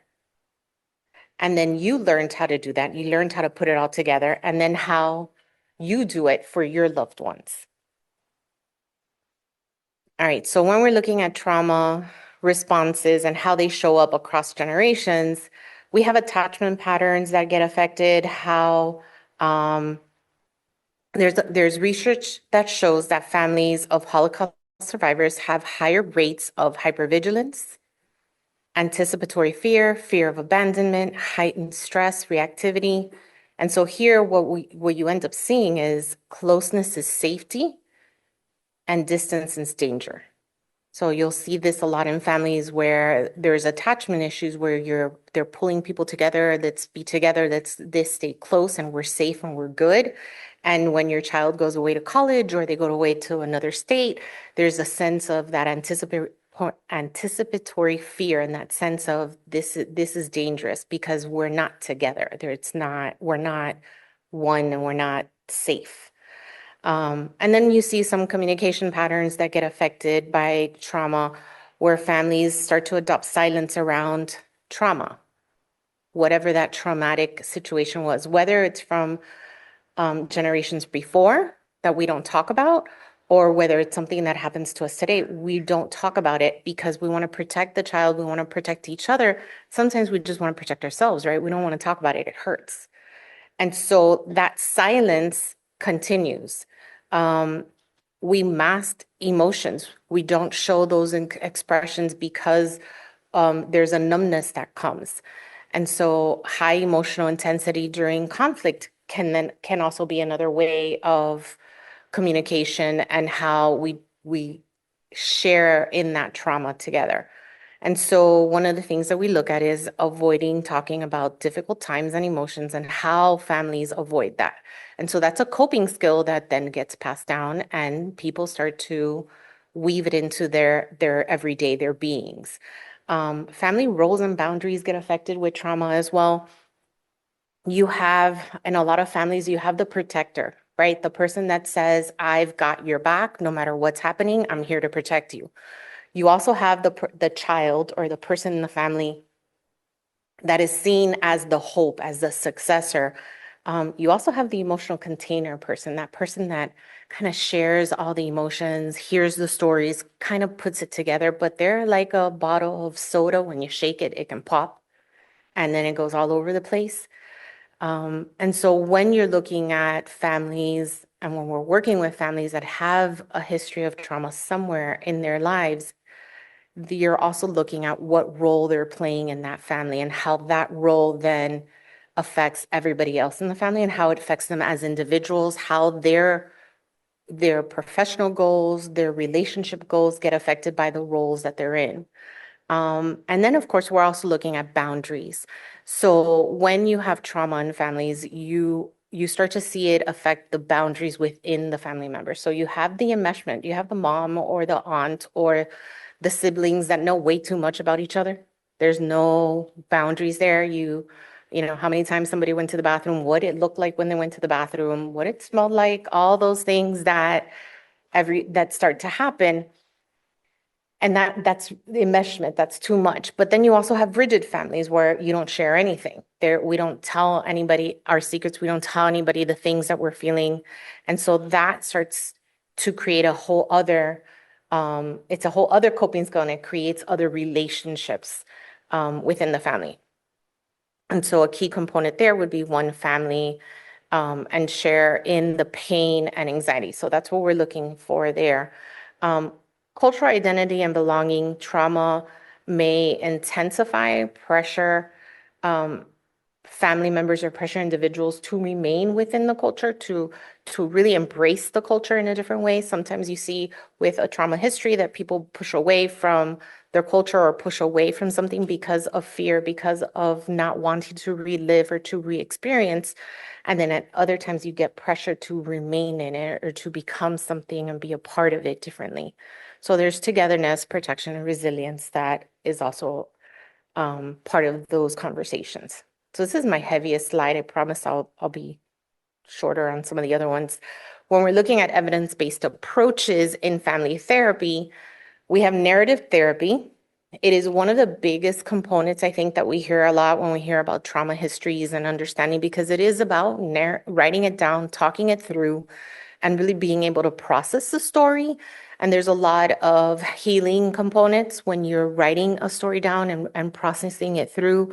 And there's a lot of evidence that where it reduces symptoms and improving those family connections, because you're asking questions. What happened? How did that happen? You're learning about somebody else within the family. And when you do family therapy, you're asking everybody to hear the stories together and talk about it together so that that relationship and that familiar relationship and those communications start to build. Eye movement desensitization and reprocessing, or EMDR, is another big technique that's out there, another big practice, therapy, and I've lost the word. But it's another style, if you will, that's out there that helps and assists with trauma. And there's a lot of research about working with people that have their own trauma history and using EMDR. So it reduces a lot of that hyperarousal and intrusive imagery. And then we have trauma-focused cognitive behavioral therapy. This one we really developed for young children and adults and adolescents. And it has moved to working with adults as well. And a lot of times it's the parent that's in the room. And so you're really looking at the cognitive distortions that are coming. What are the thoughts that the person has around the trauma, whether it's their own trauma or perhaps something that they know about somebody else from the family. And so it's a great way to bring the parent in and involve the parent in those conversations. And so this one improves emotional regulation and reduces trauma symptoms. Then you have the two family therapy theories that are out there. You have Bohemian family therapy, which reduces that multi-generational anxiety, and it improves emotional regulation and reduces enmeshment. So Bohemian family therapy really talks a lot about that enmeshment in the families and how that affects the individuals. And then in structural family therapy, there's a lot of conversations about hierarchy and putting down really good boundaries between the individuals to be able to have, that improved autonomy and reducing family conflict. I don't know that I can talk this fast. Okay, so family systems theory in healthcare. I wanted to spend a little time on this because I know a lot of us here are in healthcare. And so when you have a patient, I'm gonna go really quick. When we have a patient, when somebody comes through the door, we're treating them as an individual. We're looking at what are their symptoms, what's going on with them, what's their diagnosis. We're giving them treatment options. We're working with them. They make the decision. They decide what's going to happen, what's next. They decide who we tell what to. And when we think about their family member, their family is really about how that family member is going to come and support that individual with whatever ailment is going on with them. When you add the family component to it, we're looking at how that individual's ailment is actually impacting the whole family. So it's not just how the family can support that individual that has that ailment, but we're also adding, how that family is going to impact the individual's treatment, how it's going to impact their recovery, their health overall. That could be challenges. You could have great relationships within the family that can help improve and help with those positive outcomes. But then you can have some trauma in the past, and you can have enmeshed boundaries. You can have boundaries where people are no longer talking to each other, and all of that impacts the individual's overall health. So I want to do a quick vignette, and I promise I'll make it quick. So let's say we have Michael. Michael's outside and he's on his ladder and he climbs up and he falls and he ends up in the ED, and they have to go through all this tests and assessments to figure out what's going on with Michael. And he decides that he's going to have surgery, but he does want to discuss his treatment options, whether it's surgery or going just for PT, and he wants to have that conversation with his wife. He has a lot of anxiety when we talk about sending him for an MRI, and it's a little overwhelming for everybody, and being in that pre-surgery area. And then there's post-surgery conversations, and he's anxious about talking about that too. So then we bring in Michael's family, or we introduce them into this conversation. When you take a bigger look, Michael's family is insisting on being part of all of it. They want to go to the MRI. They want to be with him in the room. They want to go with him to the rehabilitation facility afterwards. They want to be present when he comes out of surgery, but they want to be physically present. They want to be there the moment he comes out. When they wheel him out, they want to be already there. So it's a little overwhelming for the staff when you're looking at all of this. But if you take a moment and you start to consider some other things, let's say Michael's 94 years old. Let's say that this is a family that is insisting on that continuous presence, right? But the person that's insisting perhaps is his wife, or perhaps Michael was 64 years old and the person insisting is his mother, and she's in her 80s and 90s. And so when you start looking at what is it that is driving the family to want to be a part of this, perhaps the mother has some deep-rooted abandonment issue, leaving Michael alone in surgery, pre-surgery, post-surgery, in a rehabilitation facility impacts her as well because of her own trauma history, whatever that looks like. Maybe it's not hers, maybe it was her grandmother's. And so where family therapy comes in is we're looking at the bigger picture. What is everybody's different experiences with their family trauma, with their personal trauma, and how that impacts everybody else. And so the takeaways. Notice I brought a picture of cakes again, and baking cakes, to bring that back, because at the end of it, you're looking at the different components of cakes. You're adding people's individuals' beliefs, experiences, emotions, their trauma experiences, but you're also adding coping skills. You're adding the person's reaction to trauma as well. So all of that goes into the mix. And so as you walk away from this, remember that transgenerational trauma can appear at any time with anyone. Trauma is relational and multi-generational. Jewish families carry unique historical burdens and strengths. Remain open and compassionate when you're hearing concerns and stories from individual patients and families. Healing happens through connection, stories, safety, and family patterns like recipes can be changed. And they're my references. Thank you very much.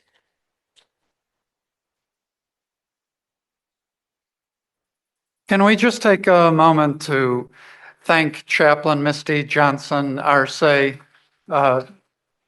She is my teacher. She is the teacher of many of us in this room, and really she is the one who creates space for us to have some really important community learning. So thank you, Misti, for all that you do and helping create this space for learning. And one other housekeeping note, after the Q&A, I want to make sure that those of us who are speaking, the four of us plus Misti, the five of us need to get a picture together. So don't forget. So this is my talk, Jewish Intergenerational Trauma, a chaplain's perspective. And to sum up, trauma-informed care in support of Jewish patients and families with intergenerational trauma is more likely to yield favorable results. And I hope, as my objective, to demonstrate the ability to recognize and address intergenerational trauma in patients and their families by applying trauma-informed care principles. I'm going to invoke some rabbinic privilege and share a brief reflection on this week's Torah portion. In synagogues around the world, we are now entering our third week of reading the book of Exodus.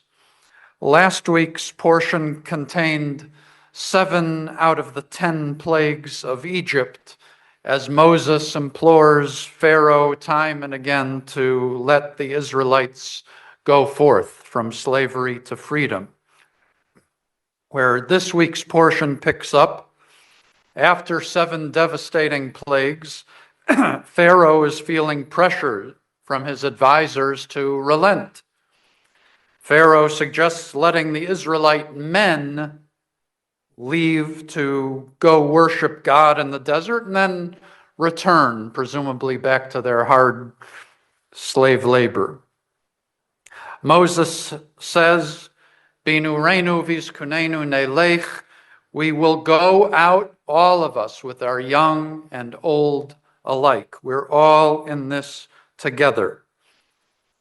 Why does Moses emphasize young and old? Why can't he just say all of us?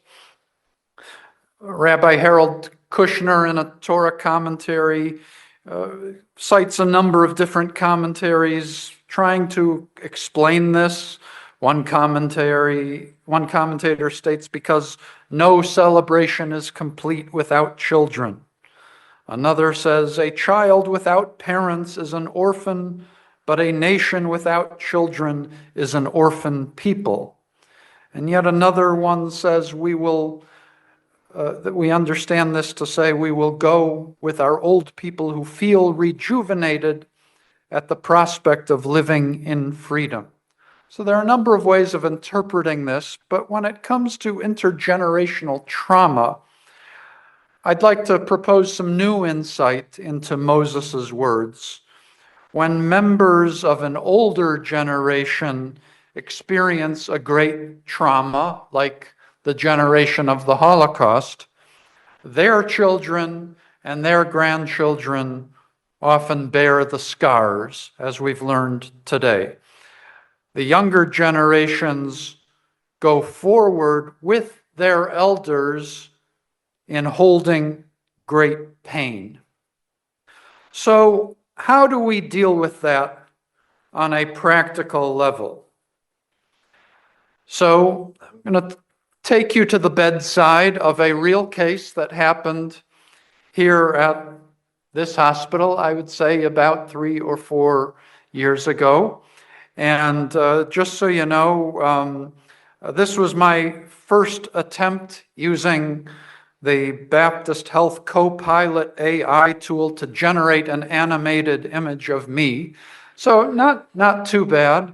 Hanato, you can report to the corporate folks that I've made good use of the Copilot AI.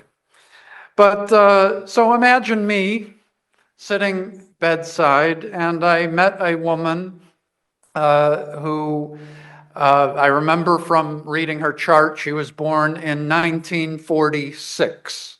Now, what's significant about 1946? Well, it's the year after 1945. And what happened in 1945? Well, World War II ended. Now, here in America, we have an association of the baby boomer generation, from 46 to 60, whatever, 64, and the rock and roll generation or whatever. But think about the Holocaust survivor generation. 1945, 1946, people were getting married and having kids and starting over again. And children born in 1946 to Holocaust survivors had and have a special burden on their shoulders. So I met this woman who was born in 1946. So 3 or 4 years ago, she was 76, 77. Now she's turning 80 this year. Please God, she's still alive. And one thing we chaplains are trained to do, what I've learned from Chaplain Misti and other teachers, is the metaphor is to hold space. We create an opportunity for people to share their stories. And so that's what I attempted to do. And sitting bedside with this lady, she told her story. And she said her mother survived the Holocaust. She actually said her mother survived Auschwitz.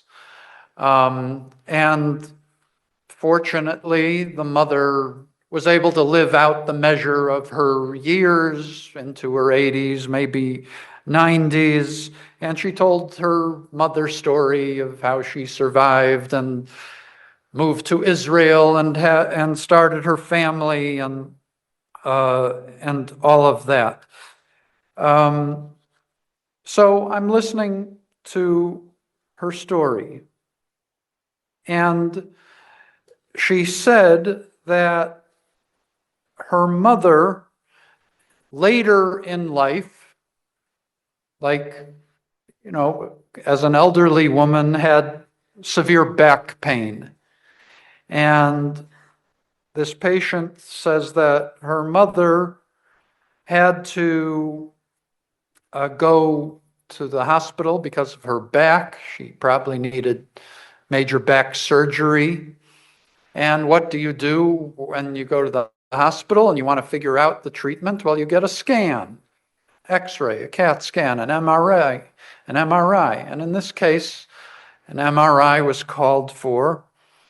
And according to my patient, her mother never got that MRI. She had a panic attack before getting the scan, and she wound up living with severe back pain the rest of her life. She didn't get the scan. She didn't get the surgery. She managed to live out, her years to an elderly age, but her last years were spent in great pain.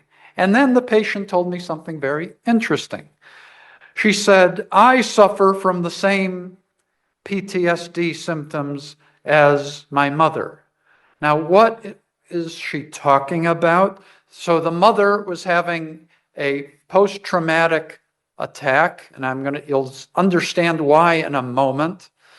And the daughter was saying she was resistant to having an MRI for the same reason. The daughter, the patient sitting in the bed here, is also having back trouble. She also needs an MRI, and she said she feels the same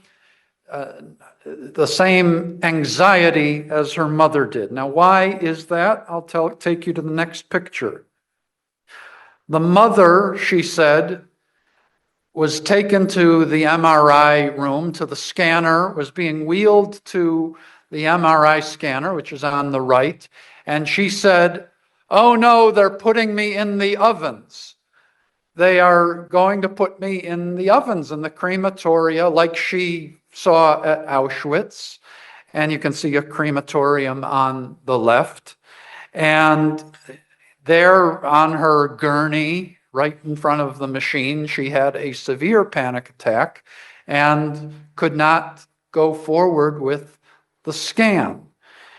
And so the mother never got that scan and died with severe back pain. But here is her daughter, now an elderly woman herself in her late 70s, also having severe back pain, also needing an MRI. And she told me, the daughter told me, I have the same panic attacks that my mother had about this kind of medical intervention. So what was she going to do? So before I tell you how the patient's case was resolved, I'll give you a bit of a cliffhanger, but I want to share other examples of how the post-traumatic legacy of the Holocaust affects my clinical work. What I've set up so far is one example of how I encounter in my clinical chaplaincy work an aspect of the post-trauma of the Holocaust. And there, I want to give you some other examples as well. So one question I'm often asked, I'd estimate at least once a month, someone asks me, either a patient or a relative of a patient, some form of, Rabbi, is cremation allowed in Jewish tradition? Or there might be some other variation, perhaps. There's a child who's become more traditionally observant than the parent. The parent has in their will that they're going to be cremated, but the children at bedside are like, Rabbi, what do I do? Or vice versa, you know, the parents, the person who is ill may want a traditional burial, but the children don't have the funds for it. This is an issue that comes up in my rabbinic work a lot. I'm not going to go through the legal ramifications in terms of Jewish law. Traditional Jewish law is generally opposed to cremation.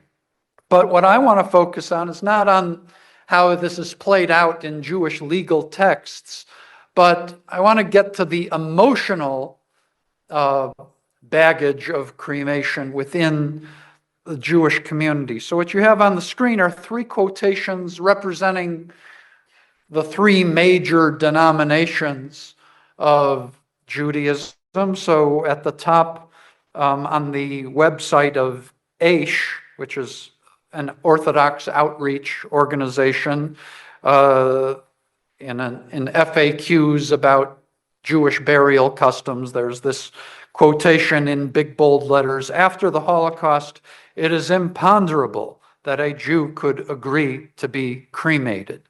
So this is not surprising. I mean, traditional Jewish law represented by Orthodox traditions going back to before the Holocaust would say cremation is prohibited. But here in the post-Holocaust era, there's this extra oomph to it. It's this extra emotional layer that we cannot possibly contemplate cremation because of the legacy of the crematoria and in the Holocaust. I'm part of conservative Judaism, which is a movement that embraces halakha and Jewish halakha is Jewish law, while recognizing that it evolves over time. And in general, we don't do cremation, although there have been exceptions, and there's been some writing of when it might be permitted. And again, I'm not going into the weeds of that. I'm just offering an emotional quotation focusing on the Holocaust baggage here. So my colleague, Rabbi Jeremy Kalmanovsky, who's rabbi of Anshe Chesed in New York City. He wrote, contemporary Jews should instinctively recoil before burning human remains, recalling the millions of our people whose bodies went up in smoke during the Shoah. Cremation is technically defensible, but to a Jew after the Shoah, I hope it is also repugnant. And then there's a quotation that's on the CCAR website, the website of the Reform Rabbinic Association. And Reform is the most lenient in terms of this practice, and going back at least to 1892 in terms of a written resolution that allows cremation. Still, on the CCAR website, you have this quotation: although we, like our more recent predecessors, continue to acknowledge that the Reform Movement's 1892 resolution remains the formal policy of the CCAR, allowing cremation, we concur with our predecessors that today, after the Shoah, the symbolism of cremation is profoundly disturbing to us as Jews. So wherever you are on the spectrum, and there is a wide spectrum of observance across the different denominational families in the Jewish tradition, there's this baggage, this emotional valence that's coming out with respect to cremation that's affected by the historical events of the Holocaust. So this is a question that comes up in my clinical work on a frequent basis. It's not a medical issue per se, but it's something that and going from one bed to another in the hospital, I'm likely to hear fairly frequently.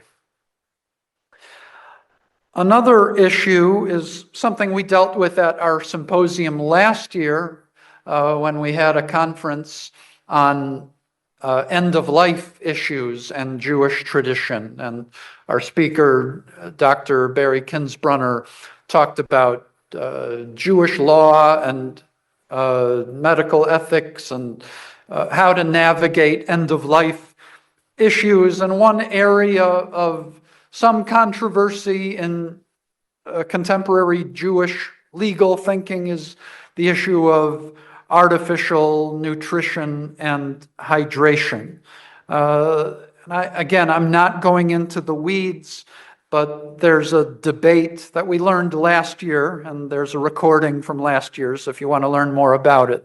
But there's a debate over whether artificial nutrition and hydration is a basic human need like oxygen that is non-negotiable, that you must have no matter what, or if in certain circumstances it takes the status of medicine, which can be withheld when it's no longer effective. So there's debate amongst Jewish legal scholars over that. But I want to turn to a quotation of a friend of mine, Rabbi Dr. Jason Weiner, who is the head chaplain at Cedars-Sinai Hospital in Los Angeles. He's a prominent Orthodox rabbi and respected bioethicist. And he said on a podcast just a few weeks ago, and he gave me permission to use this quotation, but he was talking about end-of-life issues, and he said this, quote, "With artificial nutrition and hydration, I can't tell you how many times I've been in family meetings and this issue came up and the family said, quote, Hitler withheld nutrition and hydration from my family. We're not going to do it ourselves." So again, this is another issue of medical care that I encounter, and I have experienced similar situations. I've had almost the exact same quote in my situations. He just articulated it very well and put it on a podcast. So with these different examples, you see how the legacy of the Holocaust affects medical care right up to the present moment. So what did my patient do? It's really to the credit of her nurses and the technicians involved, and she did get her MRI, and she was sedated in order not to have a panic attack going into the machine. So she agreed, she recognized that she had this issue of panic attacks, and she agreed to get sedated. I don't claim credit for that. This was what she told me after the fact when I was bedside listening to her story. But it filled me with pride about my colleagues, the nurses, the technicians who worked with her and said, okay, we can work with you. And this is a trauma-informed solution. So trauma-informed care allowed the patient to receive her MRI. She was able to have back surgery. Hopefully, she was able to relieve the pain that she was feeling. And she can't undo the pain that she experienced from her mother, but she was, with the help of the medical team, she was able to kind of reframe things and find a way to go forward. So, in conclusion, through our efforts to provide sensitive, trauma-informed care, may our young and old go forward not in pain, but in renewed hope. Thank you.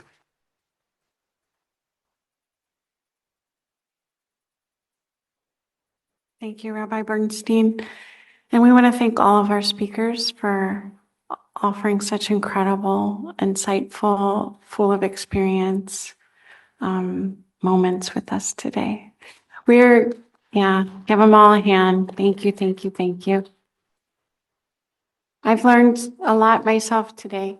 So we are going to prepare the panelist table now and invite all of our speakers to come up and grab a chair. We are going to take questions from the audience here with us in person and also those that are with us in Zoom. And I will put the registration code up again for people who were asking about that. Maybe people that are going to ask a question from the auditorium can project. Okay. We're also going to take questions from the virtual people, but what we could start, does anybody here in the audience have a question for our panelists today? Go ahead, sir. Since I'm the only attorney here, No, you're I'm only one of two attorneys here. Just make an observation. The last presentation demonstrates how important it is to have a living will. We had problems here in Florida in the Shiloh case a number of years ago, where it schlepped on with a husband who wanted to get on with his life and parents who didn't want to let their daughter go. Ultimately, it should be the decision of the patient.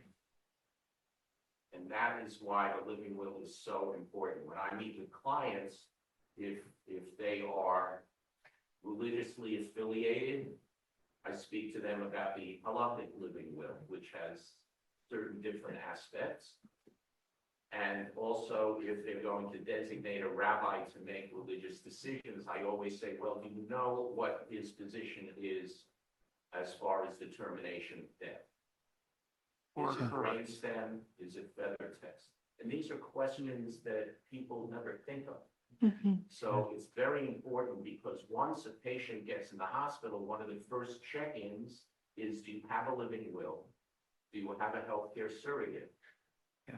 And in my experience, and no negativity toward Baptist or any other institution, but a lot of the documents that I see given to people as part of their chart to have them sign, they don't understand it. And I've read some of them, and they're basically there to protect the medical facility.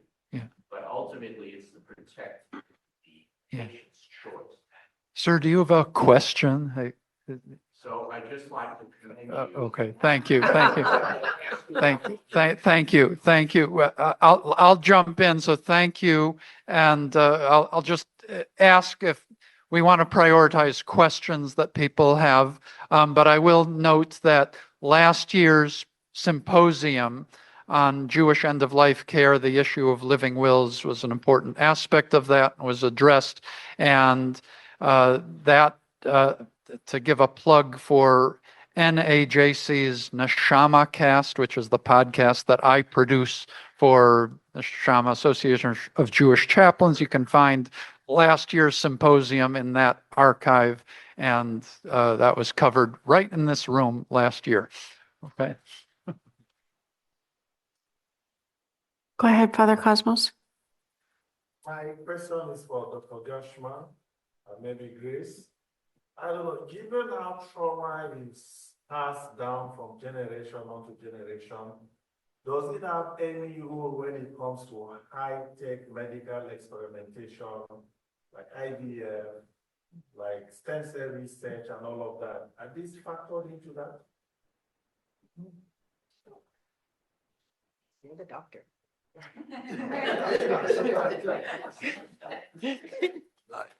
Although I'm not an expert in IVF, I do know a little bit about reproductive psychiatry, and the process itself is traumatic. For example, someone seeking IVF is already going through something, and that can be very difficult. And a lot of people in reproductive psychiatry, the reproductive psychiatry thought process is, if you're struggling with depression, anxiety, or something's not working, don't try to get pregnant at that time. The thought is that you want to be treated, stable, healthy, happy as best as possible to even start that process. So by the time you're approaching IVF and genetic modification, something has already went wrong, and something could have went wrong biologically because of number of eggs, mother's age, father's age, and then there's psychological, and then there's the COVID pandemic, right? So again, the biopsychosocial arena is already much more complicated by the time you even approach a syringe or a pipette. Yeah.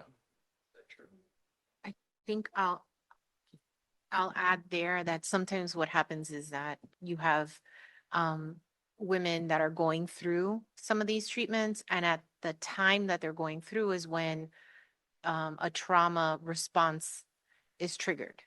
So sometimes they think they're okay. They think that they've processed trauma from the past or had conversations with family members have had trauma in the past, but then something happens in the moment or in the process of their treatment that then triggers it. And so then at that point, the importance is to get into therapy as soon as possible to be able to really have the real conversations and to be able to heal so that they can continue and then not pass those trauma experiences down to their children.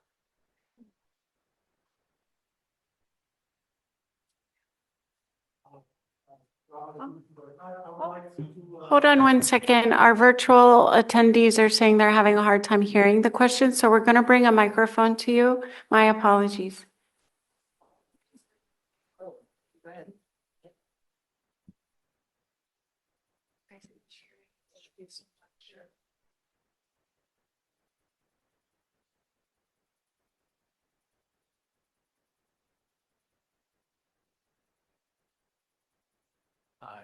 This is more of a comment, I guess, than a question, but I've noticed many of these traumatic things, we go back to the Holocaust, an incident that happened 80 years ago.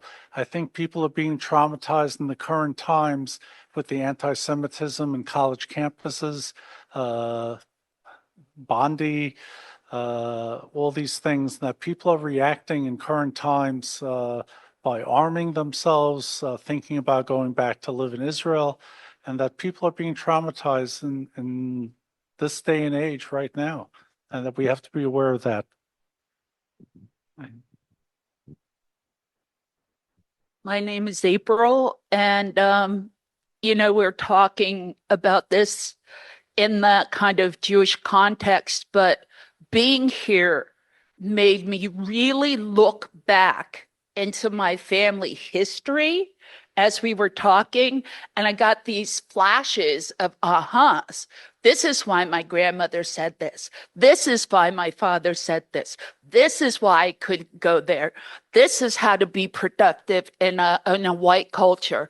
And so I want to thank you all because you put a lot of ahas together. Like, how do we handle our death and grieving? How are we affected by poverty and whatever? But I want to thank you because it was a lot of things I had not put together and also not put together as a chaplain. So thank you for that.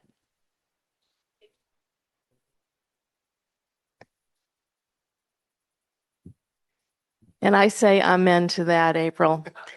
I'm Rabbi Cheryl, and I work at the Bethesda Hospitals East and West. And at our East Hospital, we have a neonatal ICU. And these little babies that are fortunate enough to have been born are born, generally speaking, in a traumatic situation. And most recently, I was working with a family that did IVF to kind of tap into what you were saying, Cosmos. And the mother said to me, this was our last hope. This was our last egg. And this child was born from that. The child was born prematurely by about 3 months. And so my question is, here we have a situation with trauma potentially for this little baby and trauma for the baby's parents. So as a chaplain, as a person of faith, what suggestions do you have, at least preliminarily, when we meet with mom and dad? Where can we go with them? How can we engage in a way that's a little below the surface to perhaps even bring things up that they're not fully aware of, but also not stepping into that space that takes them too deep, as you were talking about, Rabbi Firestone? Any suggestions? We're all looking at each other, like, who gets to go first? I'll just reiterate. Thank you, Rabbi Cheryl. Staying within the window of tolerance, increasing awareness, self-awareness in this case, that this is such a freighted situation. It's so charged. That little baby is carrying such a burden on her shoulders already. She's even premature. And to everyone breathe. Everyone thank God, or however you would say that to this particular family. To give thanks for the great mystery that has unfolded this new life, and to step back so that with self-awareness comes a sense of freedom to allow this kitten to unfold in her own way, that she has her own life, her own destiny. She's a great gift from the universe, or however you would say that in their language, and to let this thing unfold without overbearing upon her. That would be my first step. Thank you. How about you all? Anyone else? Yeah. The beautiful thing about this particular... Did you want to say something, Ed? No, I Okay. just echo what I just wanted to say the beautiful thing about this particular situation is we have wonderful volunteers that come in and hold the babies when the parents can't be there. So there is that nurturance going on that is hopefully helping with the trauma that was experienced.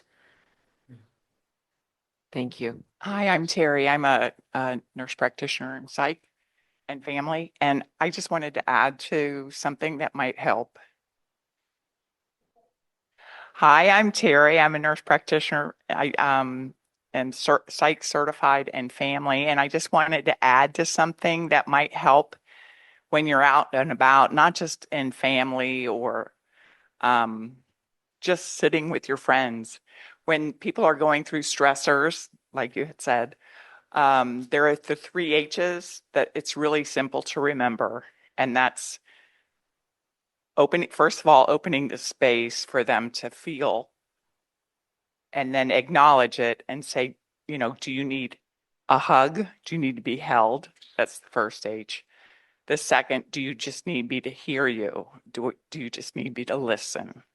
And the third is, how can I help if they don't need those? Just thought I would add that. That's always helped me. Thank you, Terry. Hi, my name is Danielle Hartman. I'm the CEO for Jewish Family Services. And my question is as an organization that's community-based, that's dealing with people who are handling trauma, Holocaust survivors, long-term, short-term, you all in your different capacities are dealing with people and families that may not even recognize that they would benefit from additional therapy or trauma work or fill in the blank. And you're in a limited capacity, right? You're seeing somebody, maybe they're only in the hospital for a short amount of time, a day, maybe a week, whatever that is. So my question is how do you gently suggest to families or children or extended family that they may benefit from some personal work outside of whatever they're dealing with when they're admitted to the hospital? I think that's an amazing question. And it is very gentle. Can't hear you. Lean in, lean in. Can you hear me? No? Maybe? Can you hear me now? Yeah. Okay. I think that's a really great question and not an easy answer. It is about relationship. So the beauty of having some of the patients that are staying with us for several days, weeks even, is being able to go in there multiple times and develop that relationship with them, listening early on and just being present. And then being able to hear when they do bring something up and saying some simple things like, thank you for sharing that with me. I know that must be difficult. Or, even walking away with, I'm concerned for you, or starting with that, right? And walking into that space, but also being very careful not to have them open up too much, if you will, because you're going to leave them. You're going to walk to your next patient. You're going to go someplace else. And so it's being able to kind of dance that thin line of bringing it up. And I think that's where, the conversation of the family that's in the NICU comes in. It's like, how do you gently bring them into the space of being able to hear that there's something happening that they may benefit from somebody else, right? Somebody else to talk to, somebody else to be there for them. And sometimes that's what you say. It might be something that you can talk to somebody else. And I'm a little biased because I do work for Baptist and I've been here for a long time, and our chaplains are awesome. And there is nothing like them being present and recommending to a family, let me bring the chaplain to you, or let's make that referral. Let's ask the nurse, let's get them to come in so that they can be physically present. And our chaplains have these skills. And so being able to be present and sharing that moment with them. And then when possible, making the recommendation. Sometimes it's about starting with something more simple like a support group. If they're not ready for full therapy, right? You can start there. Talk to somebody else who's also experiencing the same thing. There's support groups for parents that have babies in the NICU, right? And then so you can start with something like that so that it's a nice bridge. I'll add that I do not hesitate, Danielle, to give your organization's phone number to people at the appropriate times. So a big shout out to Norman and Ruth Reel's Jewish Family Service in Boca Raton, which does amazing work for our community. And just to echo Grace's thoughts a little bit, I've been here almost 10 years now at Boca Regional, and coming from a place like New York City, where there are lots of resources, and South Florida and Florida in general is very behind, especially in mental health. if I had such ability to impact the community through an individual like we often do in the hospital, I think what's missing from the community is the expertise of the providers. I think the community has not maybe competed amongst themselves enough, maybe have not weeded out the less prepared. This community is tough from a mental health perspective. Dr. Firestone is a psychoanalyst. There's 4 now in Boca. 4. Maybe there's a 5th one. The nearest psychoanalytic institute, which is the farthest therapy that you can probably pursue because it could take 8 years to do, plus if you're lucky, I guess. And some people do 2 of these in their lives. The closest psychoanalytic institute is in Miami. So as a community, we've kind of forgotten how to grow our mental health abilities. So, for that one person who you think needs help but maybe doesn't want it, we know that the pain of suffering has to outweigh the fear of talking to a mental health provider for someone to seek help. We know that's a seesaw that needs to tilt the other way. But when that person finally goes at your recommendations or the recommendations of their loved ones, they have to meet the right person who has the experience to work with such complexity and generations stacked full of trauma. If it's someone just newly trained or maybe limited capacity who can't handle it, they will impact how this person affects their future generations within their family and also their community. And so it's a chain reaction. It's an opportunity to create a positive chain reaction, a post-traumatic growth from that one person. But I think some of our providers are not thinking about it from a community perspective, like you are. While you're going to the person in the audience, I'm going to take a few from the virtual audience. We have a person here that says, if a Holocaust survivor comes to Boca Raton Regional Hospital, are we able to request Rabbi Bernstein to visit the patient? And we say, absolutely, yes. You can. And he also knows how to make appropriate referrals with his assessment. Are there studies comparing PTSD, PTG, and epigenetic effects on people with daily religious practice, such as communal prayer 3 times a day, versus people with spiritual believers, non-believers, but do not daily practice rituals, etc.? That's one of the questions. And the other part was, what is the effect on PTSD, PTG, epigenetic effects on groups that occurred 3,338 years ago? Same person asking those 2 questions. Can you repeat the question? Are there studies comparing PTSD, PTG, epigenetic effects on people with daily religious practices, such as communal prayer 3 times a day, versus people with spiritual beliefs or non-believers that do not have daily practice rituals? Yeah, as from my perspective, as someone who's an ordained rabbi, given my experience, there is a therapeutic benefit to ritual, and particularly creating ritual space within community.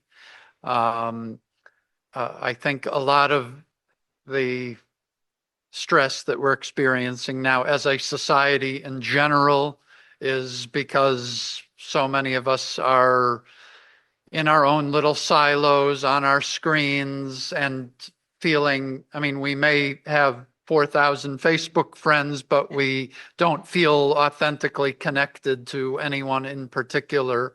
And it's a societal problem that I think the wisdom of our world religions is adept at addressing, and that is bringing people together for meaningful ritual experiences.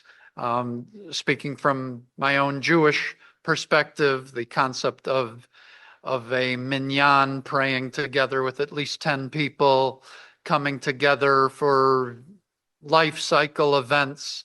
I can't picture my life without this cycle of rituals, and I think we suffer when we don't have those things. So I think there's worthy insight behind the question there. Okay. And I think they were asking whether there are any studies that we know.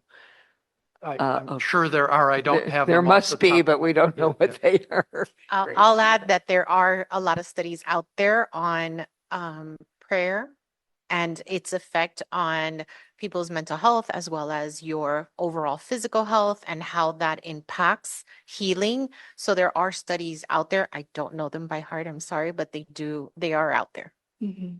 Thank you.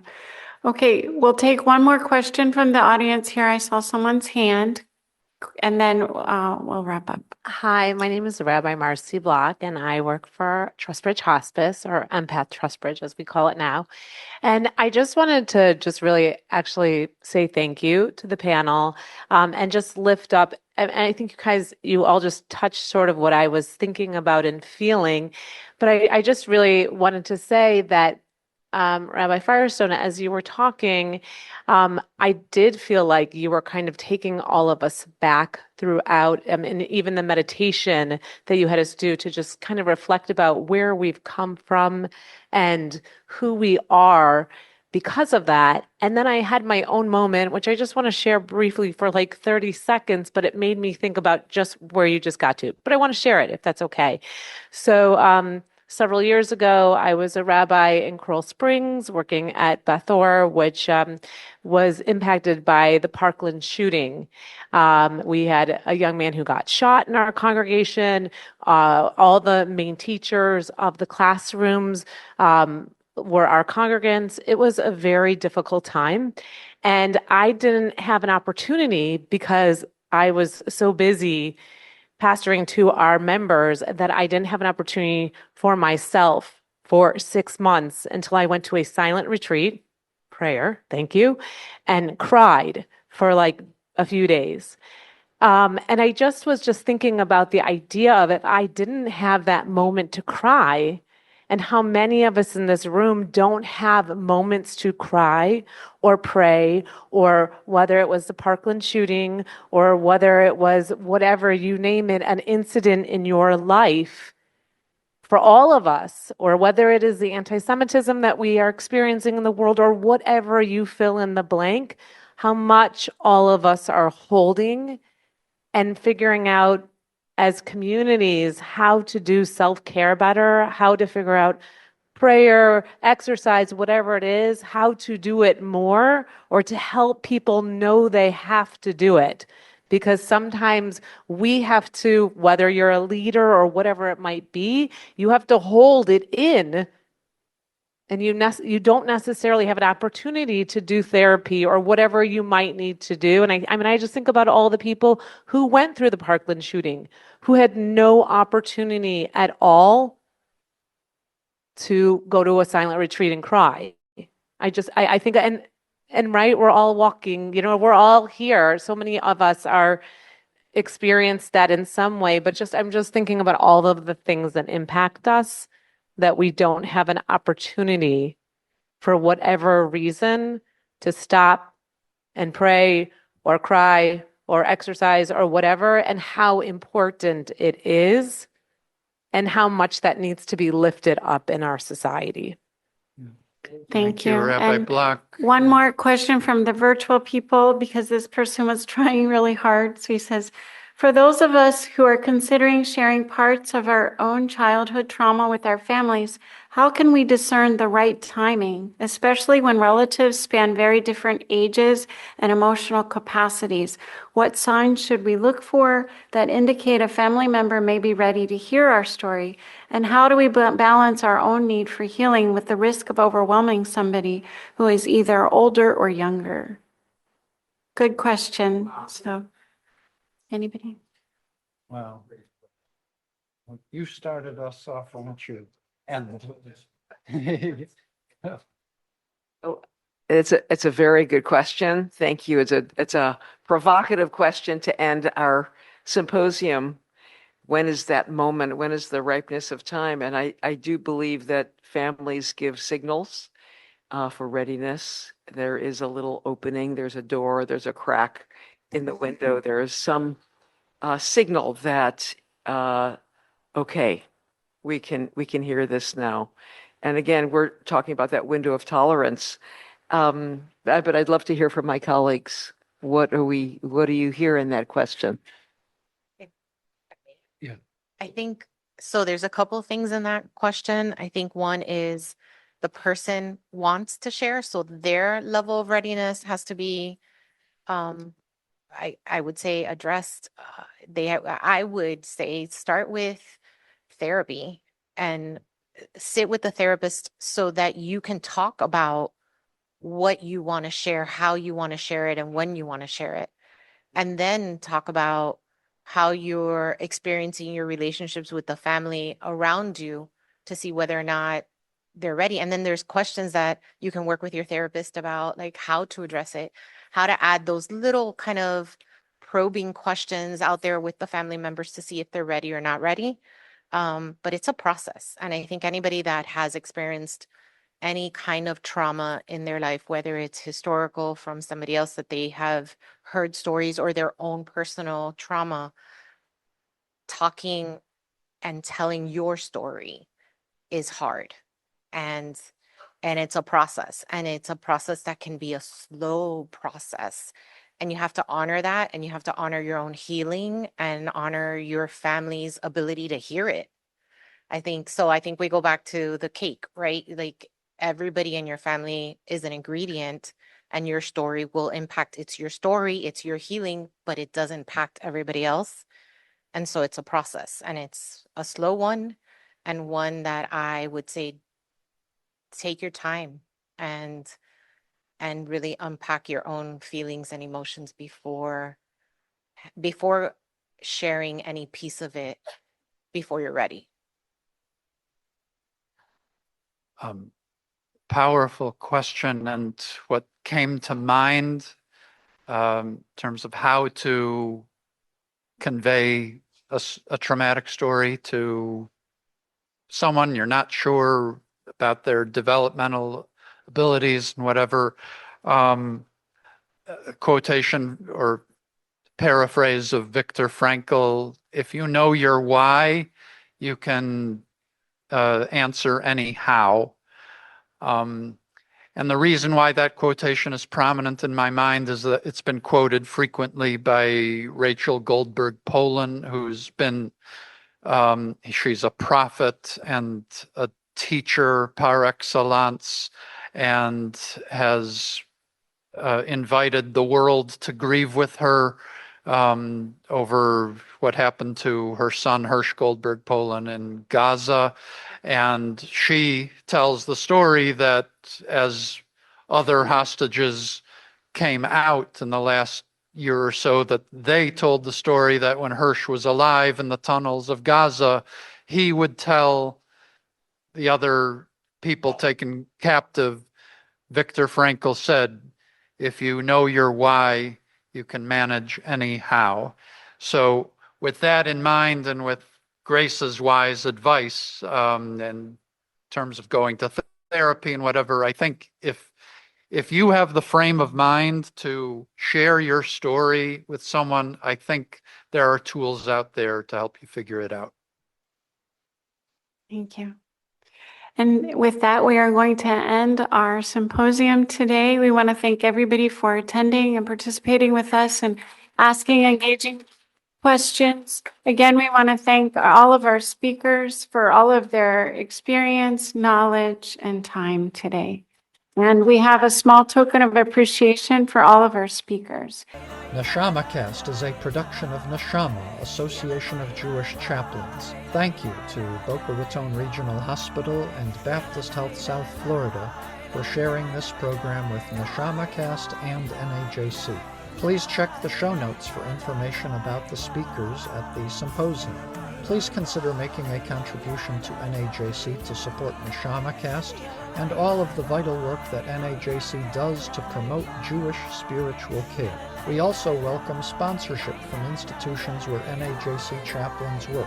Please write to me at neshamacast@gmail.com to discuss a gift or sponsorship opportunity, or click on the link in the show notes to donate. A transcript for this episode is available automatically in the Apple Podcasts app. Our theme music is a nigun for Ki Anu Amecha, written and performed by Reb Cantor Lisa Levine. Please help others find the show by rating and reviewing the show on Apple Podcasts or other podcast portals. We welcome comments and suggestions for future programming at neshamacast@gmail.com. And be sure to follow NAJC on Facebook to learn more about Jewish spiritual care happening in our communities. May we all work together to heal our world.